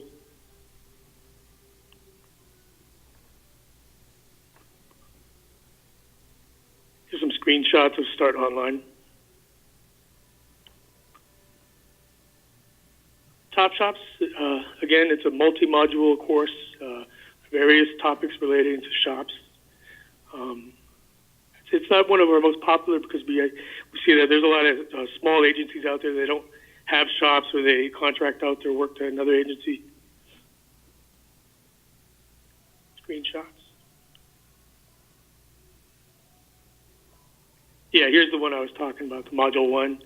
You go through that, and sometimes, we know people are in a hurry and they want to say that the supervisor said they need to get it done, and they click on Module 2, they get through it, and the certificate didn't open.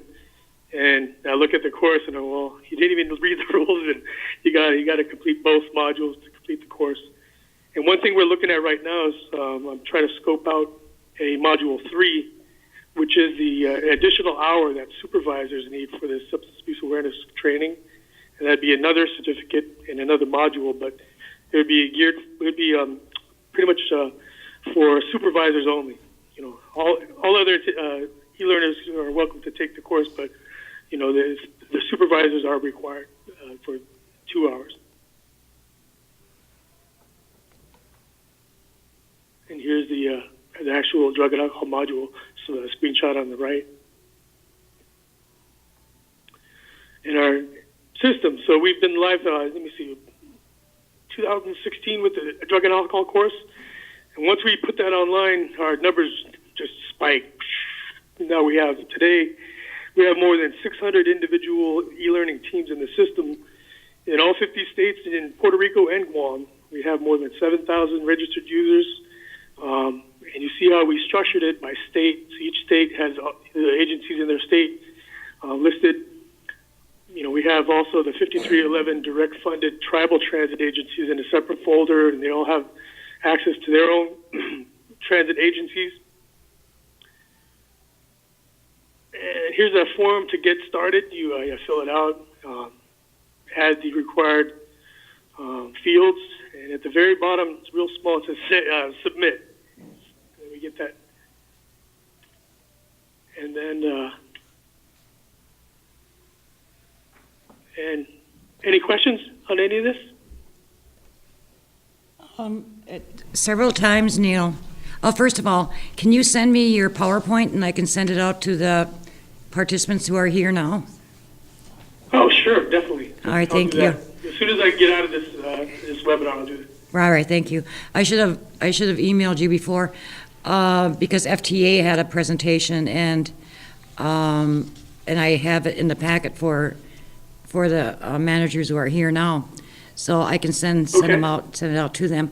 But, Yeah, so that was my last slide, was on our conferences. So we do a conference every 2 years. It's we just did one last fall, and then our next one will be 2019. And we have an RFP out right now where it's going to be located. We're trying to work with various state DOTs who want to bring the RTAP conference to their state. And it's going to be probably announced maybe after our May meeting in D.C. Okay. But we are also working with the Rural Intercity Bus Conference, which will be in Breckenridge, Colorado this fall, which happens also the opposite years of our conference.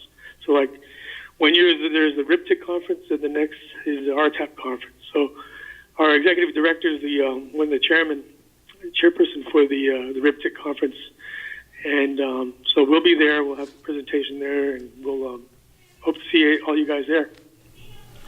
Well, thank you, Neil. Here's a link to our website if you need it. It's pretty easy. nationalrtap.org. Okay, we got it. Any questions for Neil? No, how many people are there in attendance? There's like about 20, 100. There's like about 20. They're from, right on. Yeah, they're from the transit operations within the state of Wisconsin. So you're reaching a lot of tribal representatives in transit. Oh, great. What's the weather like there today? Sunny, for a change. That's great. Yeah. Neil, We'll turn summer here eventually. yeah, here too. Of the managers in the room, is this something that you use with your staff on training? We've implemented some of it. Some of it? Yeah, not all of it yet, but yeah, we've done the drug and alcohol awareness for the drivers. Okay. So it is usable information then on there? Yes. Well, that's great to hear. And we are, like I said, we'll be launching those updates for that problem passengers here probably next month or so. We're getting ready to upload it, test it out, and then that should be pretty cool. We redid all the videos. A lot of these things were created, and the reason behind it was like we needed hard copy modules to send to people.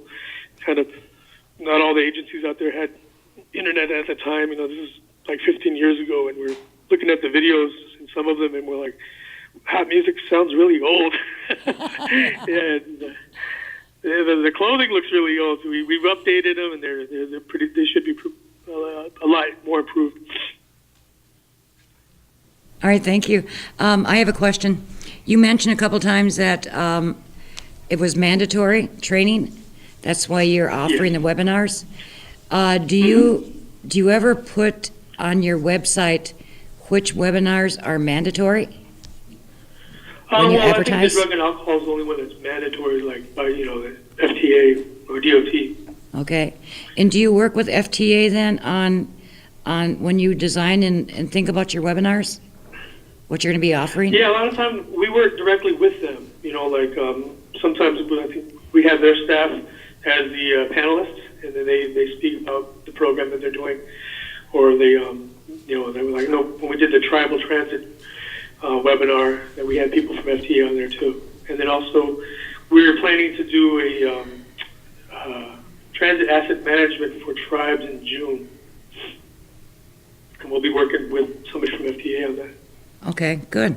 That's good to know, because what I've been hearing from and before this call is that they have to work with and adhere to not only their state DOT regs, but FTA federal, and I don't know if they're working together. It's good to hear that they are, because you don't want to duplicate, and neither do you want to overwhelm the transit workers either, because sometimes there's only a couple people on administrative staff in small tribal reservation operations. So you don't want to influx them with paperwork either. Yes, definitely. And then other thing I'll mention is that at the National Tribal Transportation Conference, I did a presentation there last fall, and then there's this new agency, the National Conference Transportation Indian Country Conference in Duluth. That's going to be in the fall, and I plan to co-present there with our the chairman of our review board, Jenny Rowland. So you'll see us there as well. Great. Looking forward to seeing. We'll have a booth. Come to the booth, take materials, take as much as you need. Oh yeah, one other thing, I don't know if I mentioned this, but all this stuff that we produce and we send out, it's at no cost. If you need any of it, just give us a call, give us an email, go to our website, fill out a request form, tell us what you need. If you need 20 training modules, we'll send it to you, FedEx, and you'll get it in the mail and at no cost. Wow, it's good to know. Thank you. Yeah, I know a lot of Wisconsin. A lot of Wisconsin tribes are planning on going to that conference in Duluth. And what was the title of it again? National Transportation Indian Country? Yeah, something like that. Yeah, the one that Stacy's on? Yeah. Okay, well, great. I'll see you there. I'm sure a number of us will be there. Look forward. I had another question. What was it, though?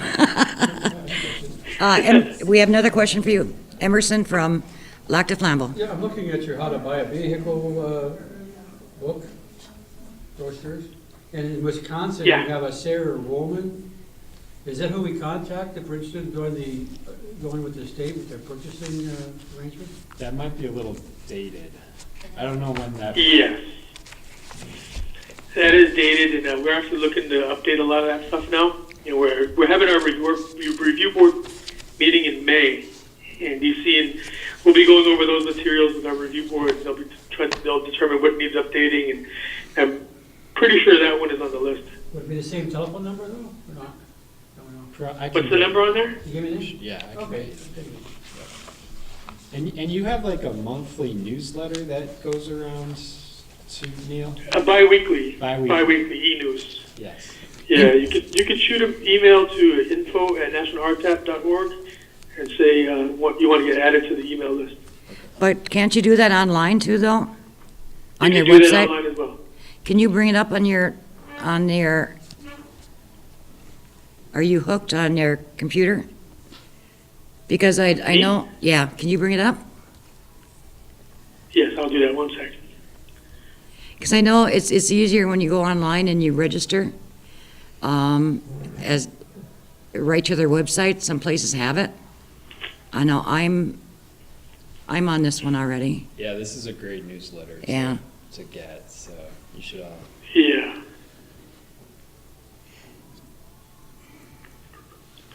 So here's our web page, and you see at the top you can sign up for a cloud account, and then with the cloud account you can go into our library and select materials and go through the ordering process. You can also just recently redesigned this whole website. We have this support center. Okay.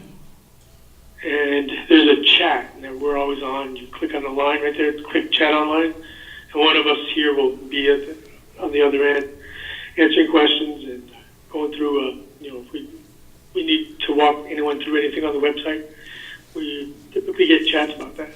Okay. But they can go on your homepage and navigate and enroll in your newsletter? Yes. Is that what it's called, newsletter? E-news. E-news, okay. Right here. E-news, right here. I see it. E-news. Okay. I would suggest we do that, the ones who haven't done it so far. So then you're up Here to you go. date. Sign up for e-news. Okay. Then you're up to date, and what'll happen, I'm assuming, Neil, is that when these new modules or anything new comes online, that a notice is sent out, right? So all the... Yes, it will include a notice in the e-news, and we might even send out a special newsletter announcement. Okay. Separate. So you go to news at the top, you click on e-news, and then that should Yes, click on e-news, and then you go to, right there. sign up for e-news. Sign up for e-news? Okay, thank you. Any other advice or suggestions you have for us, Neil? No, Danny, any questions you guys have? Showing you guys the page with our review board. We just added a few more members. Are you on there, Neil? Yeah, I'm not. Oh, my picture. I'm on there. It's not a great photo because my coworker popped in my office like early in the morning and said, "Hey, I need your photo." Yeah, I got it. Here, I'll show you real quick. Well, thank you for joining us. This was very informative. I liked it. Hey, you're welcome. Man. And now you have a name and a face to go with Neil. Yes. So if you have any more questions, Okay. I'm sure you can email Neil and he'll help you out. Definitely. And do you guys have a transit conference this year in Wisconsin? We have a peer exchange. We don't have a conference. Oh, okay. What we do have, and we may be contacting you, Neil, is that we have a Wisconsin Tribal Transportation Conference in November, and we offer a number of sessions. One of them is a transit session. So Hey, that sounds like a great. So yeah. I'll be Just send me the contacting. invite. I'll be contacting you to see if you want to be a presenter. Okay, thank you very much. All right, thank you, Neil. Okay. Anything else? All right, well, take care, Neil, and I hope you recover quickly. I'm trying. All right. Okay, thank you very much. Thank you. Okay, bye. Bye-bye. Well, that was very informative. In your packet is the evaluation sheet right behind the agenda. If you could complete that before you leave. What we use this for is for next year.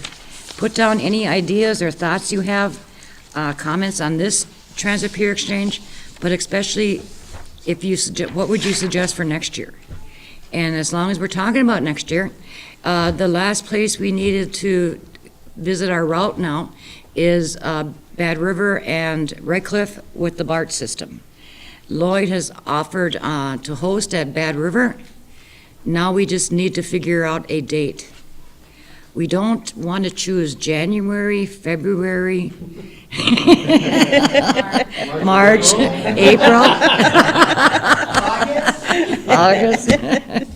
So, any thoughts on that? We could go again next April about this time, or we could have it early in, like fall, late fall, September, October, but that's, I wouldn't go anywhere beyond that. Well, isn't late fall, August up there? That's summer. No, September, I think, would be better than April because you saw the snow we had now. And last year, we had 10 inches the first week of May, so. Right. It's not so much time, now, right now it's April. If I'm gonna have another transit peer exchange in September, it's coming up quick. Because it takes a lot to organize the speakers, the materials, the topics. Except for the other conference too, isn't it? Yeah, then I'm preparing for WTTC. So, next April? Yeah, we can work it out. So I'll try and go as late April as I can. Yeah, I don't Like, even know when Easter is next year. yeah, I gotta check on that too. I should do it in May. I can't, it has to be April. Oh, okay. That's the end of my grant year. Oh, okay. So it has to be within my grant year, that's May to April. So I'll figure out dates on April again. On our next transit peer exchange team, thank you very much to the work team who has helped to organize this transit peer exchange. We have monthly meetings, but on the transit one, the only thing that we really do throughout the year is the peer exchange. So I'll be having a transit peer exchange meeting in May. You receive your email, of course, scheduling the meeting. The only topic on there will probably be the results of this transit peer exchange this year. And then we'll talk about setting then the transit for next year, the date. By that time, I should have it pretty well set. But after that, I don't think there's a reason to have another meeting until we get closer to fall or something like that, where we're planning the agenda then for the next April one. But we'll talk about that at the work team meeting. But if you can complete your evaluation forms before you leave today, that'd be great. Does anybody want to take a break, or should we head right into the peer exchange to get out earlier? Right into the peer exchange? Yeah. Okay. Usually at this time, we open it up to anyone who has questions, and maybe other participants can answer them, or maybe FTA, WSDOT is here. So anybody want to start off? Do you have any questions to begin with? Sorry, did I miss the rest of Evan's presentation? Oh, Evan, we didn't do yours. Definitely, let's jump into Evan's presentation. Okay, so after procurement, we were going to talk about NEPA. NEPA is, again, the National Environmental Policy Act. And it applies to all projects using federal funding. They have to go through a NEPA process. It's also called the environmental review process. Some projects require documentation and others do not. So if your project falls under a C-list categorical exclusion, you don't need any documentation. You don't need to give us anything for that. We approve NEPA for you, and that's things like operating expenses, planning, vehicle replacement, preventive maintenance. Most safety, security, and ADA projects do not require any NEPA documentation. Projects that do require documentation and approval from FTA are any construction activities. So anything involving construction, renovation, rehab, demolition, expansion, excavation, any sort of activity with a physical footprint with potential to alter the surrounding environment of a physical location is subject to documentation of NEPA requirements. So this would include bus shelters, fueling facilities, bus washes, storage tanks, buying land for a potential future project. You do have to go through NEPA before you buy that land. And any other activities that may raise environmental or historic preservation concerns. Quick question. Yes. How long do they last? Do they expire? Does your NEPA approval expire? Yes. I did the whole property, then I didn't build that. Do I gotta do it 300 again? Because new three-eyed frogs would have moved in there. Exactly, yeah.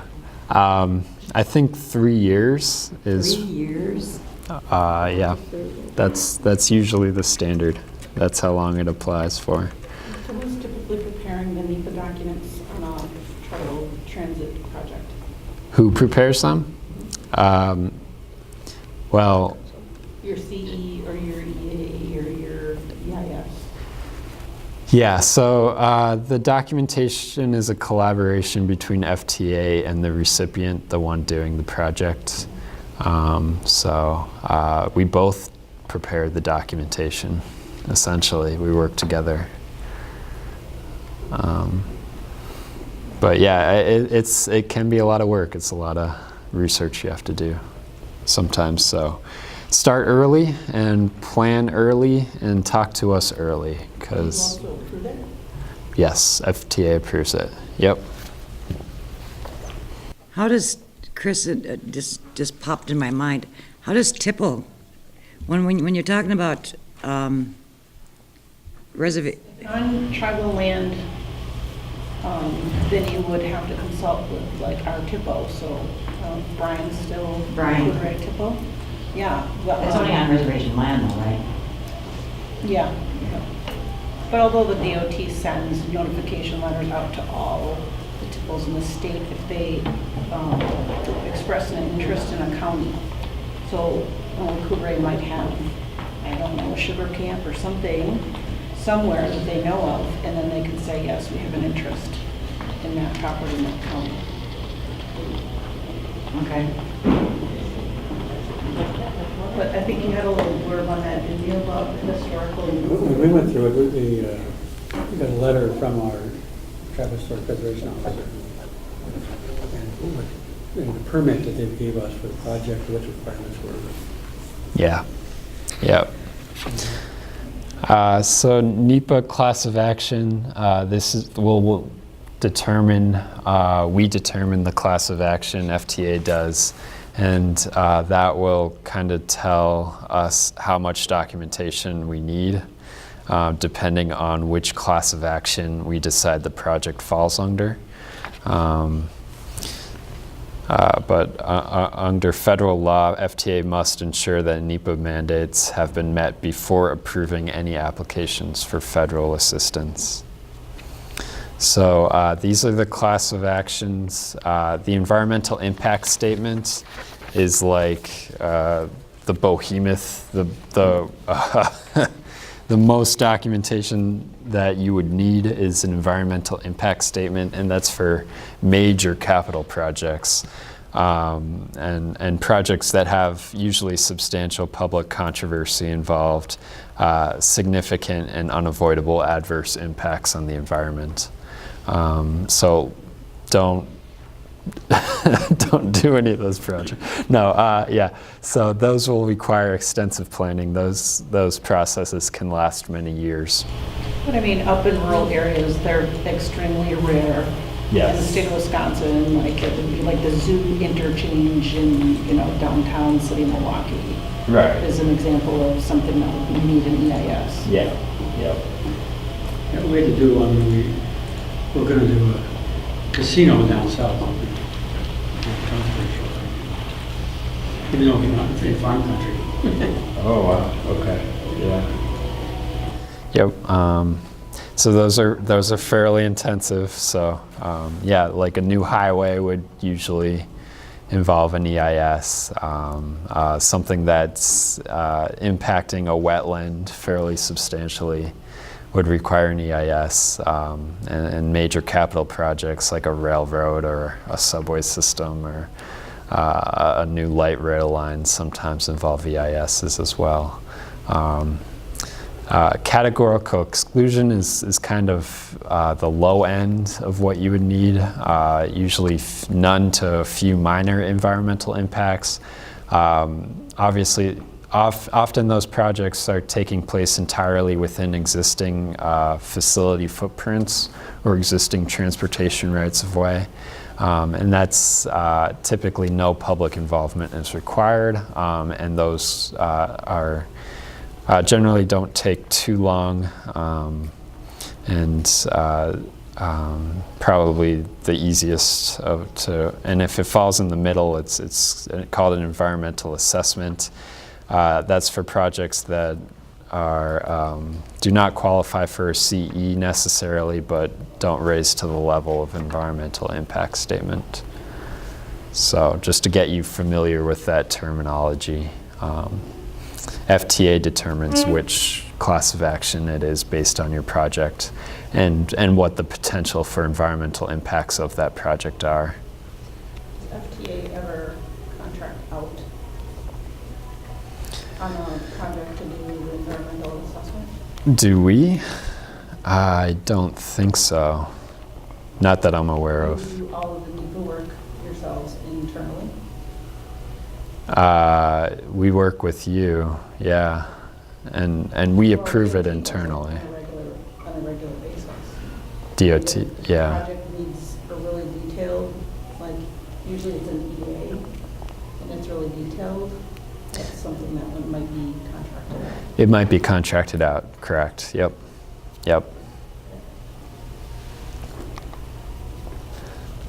This is kind of how the process works. If it's a CE, it gets an approval letter from FTA, it's done. But if there's a finding of potential for significant impacts during the CE process, the class of action moves up to an EA, where public involvement gets involved in the approval. if that ends in a finding of no significant impact, that's something that's documented from us. That's our approval. And you don't have to go any further than that. And if it does show after an EA a potential for even more significant impacts, then it moves up to an EIS level.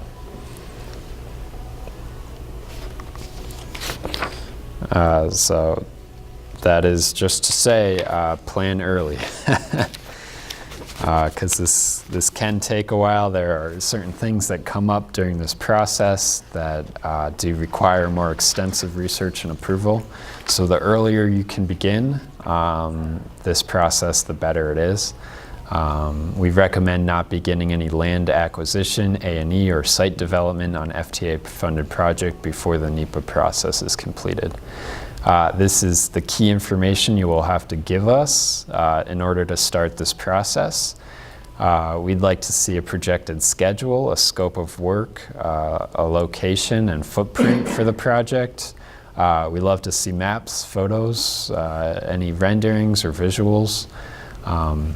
Anticipated approvals, that's, any permits you need to get, that kind of thing.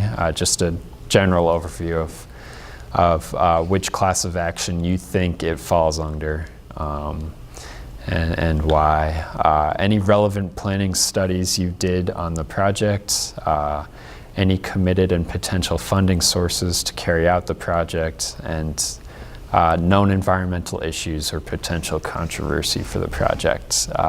Good to be upfront about that. Any questions on that? Do we help other federal agencies, NEPA? Yeah. Bureau does them too.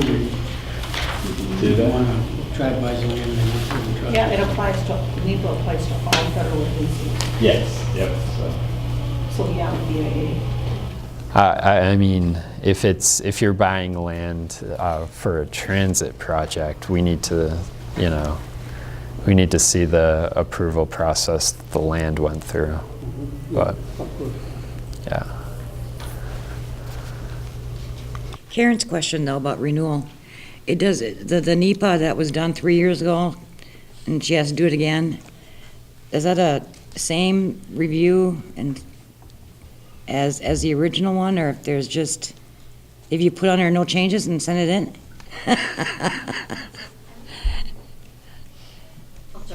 It's a case-by-case thing. I mean, we'll see. I mean, yeah, you use a lot of the same material. If there's not a new federal undertaking, right, like Agnes says, nothing has changed. You've pretty much done your NEPA already. We need to do a new class of action and a new approval. Yeah. If it's dated, if it's, if you only did the environment. We're only still working on the project. I mean, I work for DOT, we do highway projects all the time, right? So we do a highway project, and yeah, we do NEPA, we do an EA, but after that project is done, and we get 80% federal funding on our project, so we are also involving federal highways. Once it's approved, I mean, yes, we have projects that are put on the shelf, and then we have to go back and we have to do a reevaluation of that document. And if it's been over 3 years, then we have to go back and renew it. That's what I'm talking about, yeah. Okay, so I think we're on different wavelengths. Because I think after you're done, like building your transit building and construction is all done, you've already been through your NEPA process. You're saying, No. oh yeah, but I don't think that that's clear to other Okay, I'm sorry. people. So. No, I'm sorry. No, you only have to go through NEPA once. If you start your project and finish it, you don't have to go back every 3 years. Is that what you? Yeah, that's what I understood it to be. Oh, I'm. Add on to her building now. In her case, she passed through NEPA. You did the whole NEPA process. You got your approval, but the project got shelved. And it's been more than 3 years now. You would have to go and do a reevaluation of NEPA, go through the process again and get a new approval. Because it's been more than 3 years, and they haven't started the project yet. You mean the second and third phase? Oh, yeah. For me to go build the other one. Okay. Because That would be a new undertaking. Yeah, it would be a new undertaking. Right, I ran out of money. right. And when FTA gives you that money, then you'll go through new NEPA. Right. It takes a whole year to do your NEPA study and all that stuff. So- You have to pick from a list of the ones that they say you can use even. And they don't live here, I mean. So, it's a long time. I'm sorry for the confusion. Well, I mean, I deal with it a lot because, I mean, we do have highway projects that are just kind of shelved. Yeah. And they're all designed and everything, and they're just sitting there, and we've gone through the environmental process, Right. and they're still not built yet. So, Right. and it's been 3 years, and it's like, yes, then we need to do a new reevaluation because Right. it's still a continuing thing, and all the information from the first one might be outdated. Right. Yeah, but if you start the project and complete it, then that's all you have to do. You don't have to go back and look at environmental again. Yeah. This is an extremely valuable tool when you're looking into this key information to give us for our determination. This is called NEPA Assist. Has anyone used this tool before? No? Okay, NEPA Assist, that's the website. It's a mapping tool provided by EPA. You type in your address or the address of the project in that box up there. It zooms into the location. It'll bring up a set of criteria, a set of layers on the map that show you wetlands, critical endangered species habitats, floodplains, aquifers, and historic places, any hazardous materials sites, and those are all layers in this one map. And that'll give you a good idea of what potential environmental impacts your project could have. You can draw your, yeah, it's nice. You can actually draw a boundary. So you can actually draw out using your mouse the footprint of the site and the area of potential effects, and it'll generate a environmental report for you showing all the effects in that footprint. So Does it include all state stuff too? Because you could have a state-recognized wetland, right? I'm not sure if it includes state. Because this would be so handy for me. But I don't think it's gonna do everything I need it to. Okay, well, it's still handy. I mean, yeah, it does have a lot. I don't know the extent of whether it has local or state layers on it, but it definitely has all the federal layers you need. Yeah.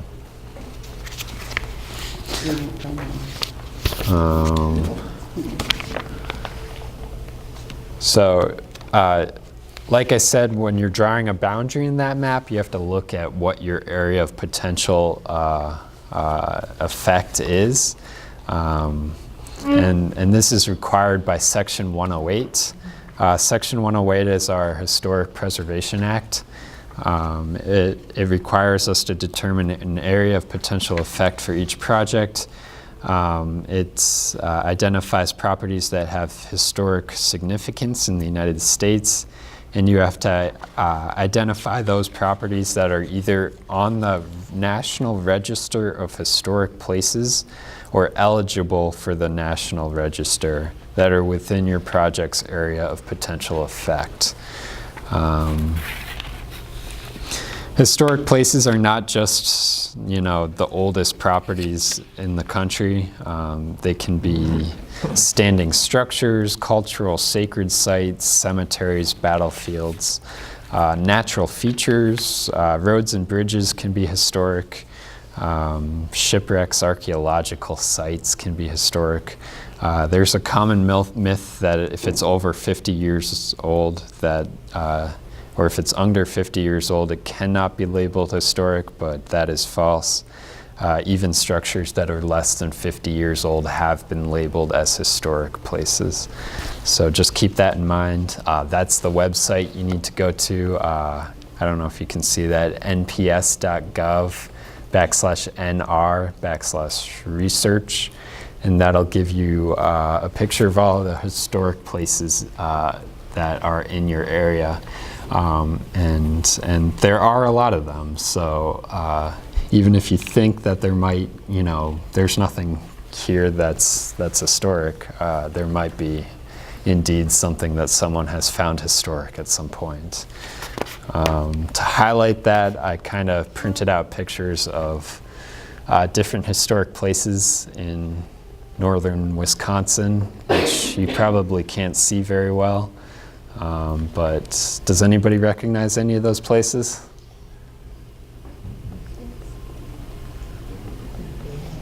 Is that a CCC camp on the upper left? Upper left is Minortown in Carter, Wisconsin. Oh. Yep. We were just there. We're just there. Yeah. The library in Wine. The lower right is the Wabana Public Library. Wabana or Wabino? Wabino, I'm sorry. Wabino. Still Down there. Yeah. We use it. So these places are on the other side of the state. Well, the one on the lower left is the State Fish Hatchery Building in Bayfield, Wisconsin. Yeah. And the one on the upper right is the First National Building in downtown Rhinelander. Oh. It doesn't look like that now. It doesn't? Not really. Do you think that looks like, that's Associated Bank he's talking about? In Rhinelander? Yeah, right on Davenport Street? Davenport Street, yep. And that's in the upper. No, it doesn't look like it. It looks like the one that burned down. Did it burn down? Well, they might change the front a little bit. Okay, okay. Yeah. Or quite a little bit. So that just gives you an idea of, places that are historic here in your neighborhood. You should put Al Capone's hideaway on there. What's that? Al Capone used to have a hideaway. A hideaway. Oh, a hideaway. Wine Walk, that's actually in Forest County, right? Just right down the road. And the Lacouture tribe now owns it. Really? No kidding. I'm sorry. Hideout. The Al Capone hideout. Okay. I should have seen. Wow, I should have seen that. I do need to look into that. Yeah. It's not too hidden anymore. I'll have to look at that bank building. That's facing Davenport Street, so I don't know. In terms of archaeological resources, the area of potential effects is generally the direct construction footprint. So that's like if there's an archaeological site, you want to be careful of any ground disturbance, including utility relocations, where you're placing your construction equipment, that sort of thing. For historic structures, the area of potential effects extends to the next 1 or 2 parcels surrounding the footprint of the project. And it can even take into account like scenic vistas, like if you're disturbing the view of a historic place. That could cause effects, noise and visual effects. So there's a lot of considerations there. FTA consults with your Tribal Historic Preservation Office, the THPO. We also consult with other tribal leaders, tribal governmental agencies, the community, and state and federal agencies that may be involved. Those are called the consulting parties. Typically, FTA will send a letter to the Tribal Historic Preservation Office on any construction project on tribal lands. And they get back to us, either there's no historic properties, there's no adverse effect to historic properties, or there is an adverse effect, in which case the consulting parties will have to come together and draft a programmatic agreement.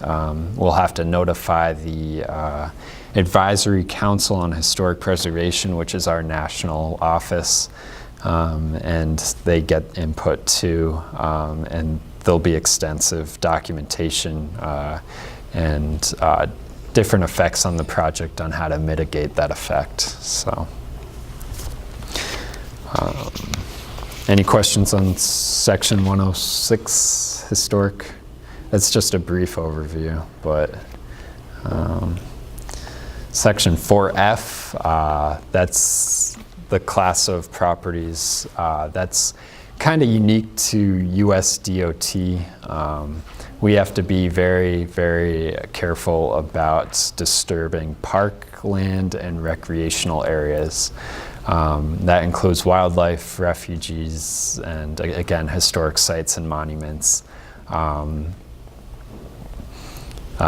US DOT cannot fund any projects that basically have more than a de minimis impact on parklands, and this comes from sort of the highway building frenzy of the 1970s that destroyed a lot of neighborhood parks in the United States and gave us Section 4F in our authorizing legislation that we can't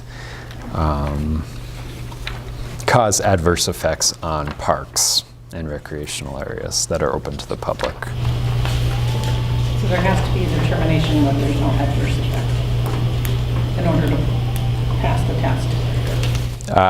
There has to be a documented determination that there's either no Section 4F properties in the area of potential effects, or if there is, then there's can only be what's called a de minimis impact.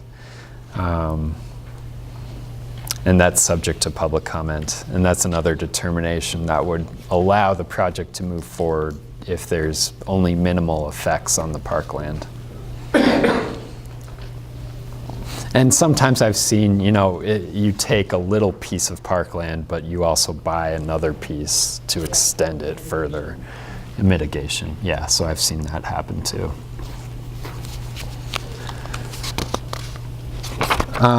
So if you're planning a project, talk to me, talk to FTA first, and if NEPA will be triggered, I'll send you the appropriate checklist of the information we will need on that project. Each of these areas may have to be addressed depending on the specific project and its area of potential effects. So this is the full checklist of all the potential areas we will need to document. It includes traffic impacts, aesthetics, air quality, coastal zone protection, environmental justice is a big topic. If there's going to be disproportionate effects on minority or low-income populations. Floodplains, hazardous materials, navigable waterways, prime and unique farmland, threatened endangered species, even seismic conditions may have to be documented depending on the project. Also, another important piece is if any residents or businesses have to be relocated, that brings into play the Federal Uniform Act, and that provides assistance to those who would be displaced because of a project. And that's fairly extensive documentation that has to happen too. Whether you've had public engagement or public planning for public input for the project, let us know. These are your resources on NEPA. FHWA actually has a very good site. I encourage you to check it out. It's environment.fhwa.dot.gov. That's the Federal Highways Administration, and they have a lot of great resources there. Transit also has a website specifically dedicated to NEPA. Any questions on NEPA? Anything? Okay. Well, I just wanted to go through a few other. Can I just add something like to this audience when we're talking about historical properties? Absolutely. And that definitely includes tribal historic properties, which is why you consult with the TIPO. And so that, so like the key words are, is it on the National Register or eligible for the National Register? So even things that have been identified by the tribe as significant, culturally significant, would qualify as being a historical property. Yes.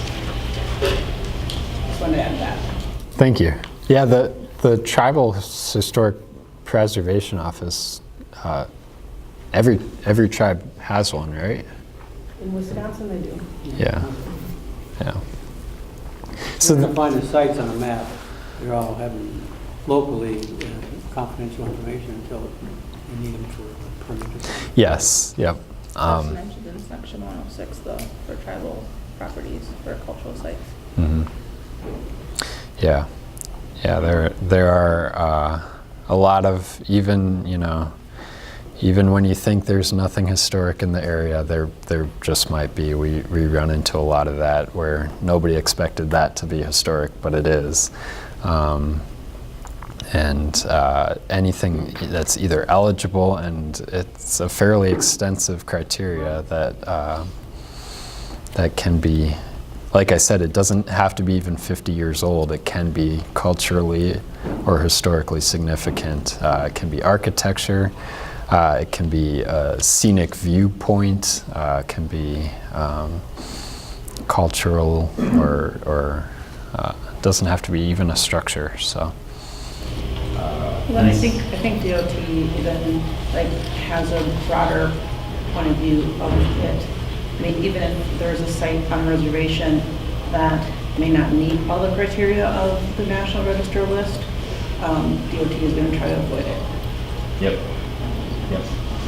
As long as the tribe is saying, hey, this is of cultural significance to us. Yeah.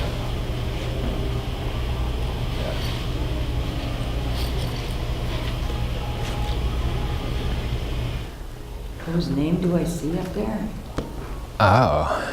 Well, I just wanted to congratulate Forest County. Congratulations. After the meeting today, I don't know. They were, I think, the only applicant from Wisconsin to get awarded a competitive selection in this latest round of Tribal Transit Program competitive projects. And as you may know, that process took a lot longer than we thought it would. I think they only really announced it when did you apply? March or something, and they didn't tell us until December or January that you won. So congratulations on that. Is it a planning grant or facilities grant or? It is a operating and capital grant. Wow, nice. Yes. You're truly a transit operation. You started transit service last year, right? And your grant your project was to purchase an accessible vehicle, construct a facility to store the vehicles, install bus stops, and provide driver training. Wow, So congratulations. we'll be working on that. So after Bad River and Red Cliff, we have one more to visit. It's Forest County. Yes. Start the NEPA. Yes, we're starting with NEPA, so that'll be and they'll start to get their formula funds in a couple of years too, if that successfully continues through the couple of years you need. So the 2018 competitive program, the the notice of funding opportunity will come out. That's called a NOFA for 2018. And you're all encouraged to apply for that. I will let you know.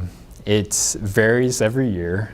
This is run out of headquarters, and they are slow. I'm being recorded, aren't I? They can be slow. So I don't have a date for you. Whenever I give a date, they always, don't meet it. It changes. So I won't give you a date, but it will come out in the next few months. And that you will be encouraged to apply for. That's a $5 million pot that all federally recognized tribes can apply for. And that's chosen competitively. So, yeah. Don't have a date for you. Hoped I would by now, but I don't. So I'll let you know. The other one is called the 5339 competitive program. That's for buses and bus facilities. They have to be capital projects that relate to buses. So that's a bigger pot of money, but also a bigger pool of potential applicants. So that can be very competitive, but that happens every year too. I will let you know. Tribes are definitely eligible to apply for 5339 funds. That's just buses and not facilities? That is bus facilities, yep. Bus facilities? And buses. So Karen could apply for that extension she's talking about? Yes, definitely. Buses and bus facilities, yep. Now, would that include school buses too? What's that? Oh, sorry? School buses? Like for Head Start buses? No, it has to be public transit buses. It has to be for public transportation. Can't be school buses for kids. But Is that the one that just had the announcement on for the last one? yes, yep. We applied for that one. Oh. I didn't see hardly any tribes getting it at all. Yeah, I don't think too many applied, but None of Wisconsin. I think Eau Claire, Wisconsin got one. Yeah. It's capital only. Janesville. I think it's a couple of cities like that. We got money. I think Madison got it. Madison got some, yeah. Madison got the Lono one. Oh, Madison did get the low-no one. That's another one that you're also eligible to apply for if you're looking for low or no emission buses. That's called the low-no program. But all transit agencies across the country are eligible to apply. So you want to make your application very strong for these 5339 grants. They are for capital only related to buses. So bus equipment, bus overhauls, new buses, and bus facilities. So your maintenance facilities, your bus storage facilities would be eligible for 5339. And I'll keep you updated when the next NOFO for that comes out. Thank you. And yes, send me your application and I'll take a look at it too. So if you want, that's up to you. Our joint procurement clearinghouse is now live. You can check that out if you're going into a new procurement and want to join on to another agency that's procuring the same thing. Those are all listed on our joint procurement clearinghouse. It's an online thing. It allows you to get kind of more economies of scale on your procurement, get a better deal because you're actually buying more buses with another agency or more equipment or something. So check that out. Transit asset management is a new thing we're working on. NTD reporting requirements will be phased in. You'll need to give us an inventory of all your service and revenue vehicles, facilities, and equipment that are worth more than $50,000. We'll need a goals and targets for replacement and conditions of your assets. And again, the objective of this is to reach and maintain a state of good repair a condition in which capital assets operate at a full level of performance. Can I put a clarifying thing on that? Thank It you. does not mean buses over $50,000. All buses are included in that. That's right. You Yep. can't get out of that. You can't say it's, $49.99. Still you gotta put every bus in there. Okay, when you say it's gonna be phased in, I thought NTD was already here. NTD is, but the forms for the TAM plan are only gonna be phased in October. I think they're out there now. You can look at them, you can sample them, but they're gonna be required as of October. All tribal transit too, right? That includes tribal transit. If you get 5311, like C funding, yes. Yes. Only C funding? Or I mean, all if- 5311? Well, yeah, all 5311, but if you're 5311, then you're probably underneath the WISDOT plan. Okay. And then we will help facilitate that for you. Oh, Yep. But if you just get C funding, then you might want to develop your own TAM plan or reach out to WISDOT. Because we won't deny someone who just gets C funding. okay, is it going to be, okay, you say forms are changing. Mhm. Is this something that we should get together and train on together? Yeah, I can offer that training. We have a couple of different PowerPoints on it. There's really only 2 new forms that are going to apply to the more rural systems. But, Okay. yeah. And then you're going to have to give a couple new reporting requirements as far as like in your targets. They did a preliminary kind of TAM at the beginning of the year in January, where you had to relate your performance targets. You want to stay within like 80% of the SGR, which is state of repair.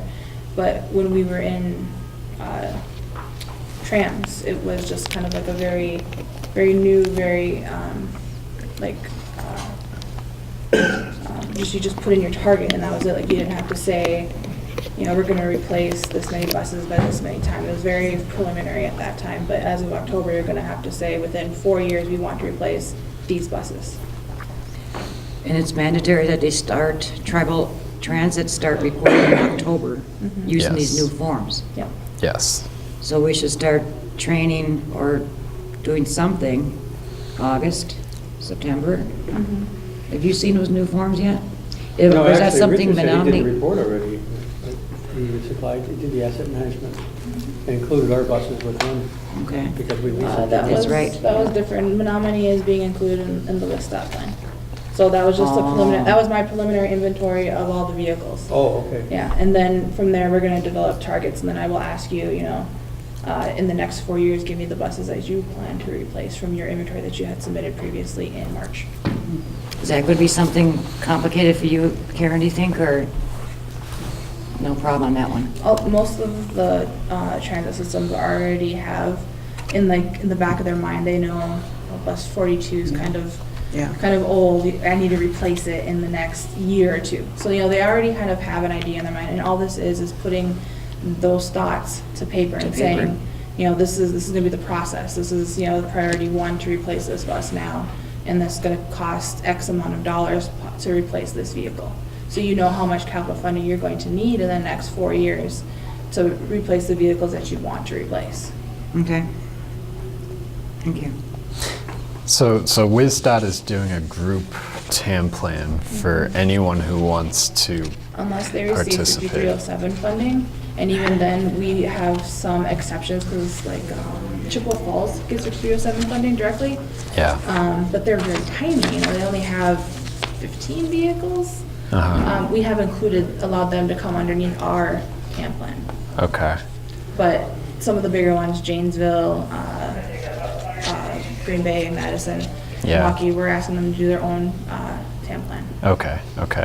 So for the rest of it, we're kind of, you're in ours. So talk to you. Yeah. Okay, great. So talk to WISDOT. And I think almost everyone here probably would have got an email from me hounding you. Give me your inventory. Give me your opt-in letters. I need this. And if you haven't, I will be getting directly emailed to you, just to you, saying I need this now. Well, speaking of training, we do have a tribal transit asset management webinar coming up next week. So you want to get registered for that. That is Tuesday. And that's the site to register.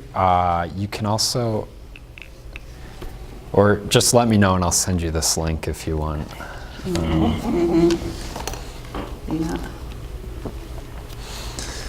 If you're interested in 106 stuff, we have a webinar coming up May 31st, and I'll send you more details about that, but save the date, May 31st from 1 to 3.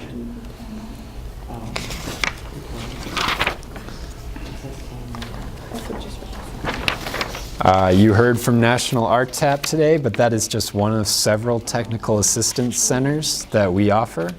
The other ones are the National Center for Mobility Management, the National Aging and Disability Transportation Center, and the National Transit Institute. So they all offer technical assistance and trainings.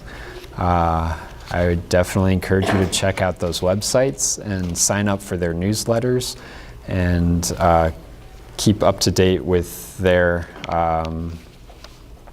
technical assistance opportunities. Lastly, I'd just like to thank Agnes and Kim for hosting, LCO for hosting today, and I appreciate the opportunity to talk to you all. If you need to contact me at any time, I have business cards. That's my contact information. And yeah, give me a call. Yeah, we know how to contact you, and over lunch, we know where you live. Yes. I live in Chicago.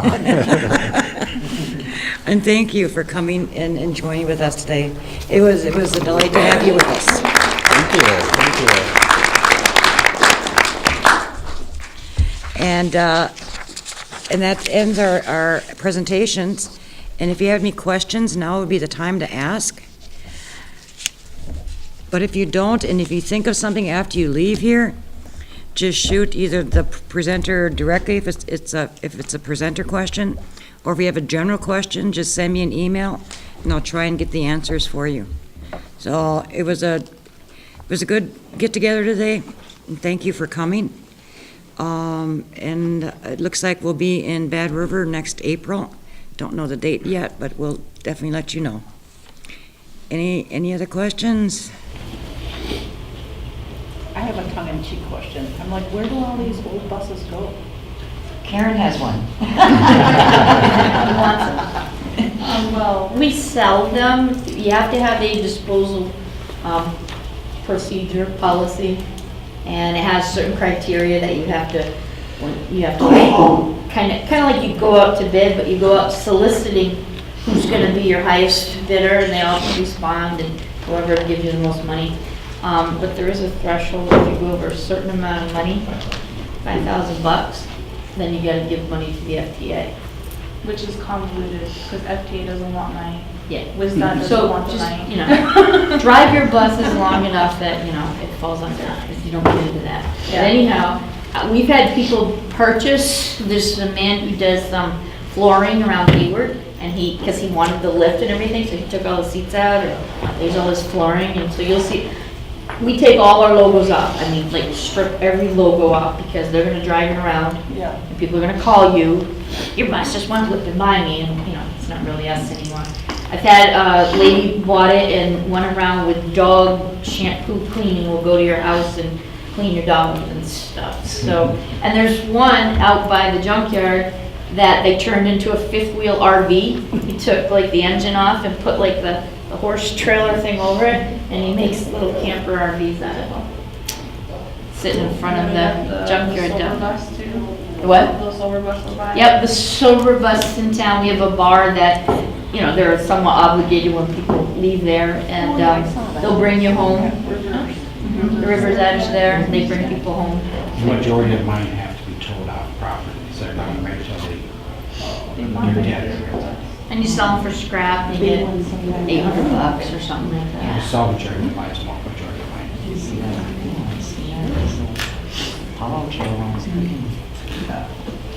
All right, well, thank you. Any other questions that we can help you with or answer? was nice to have everybody here today, and thank you for coming and joining us and for sharing.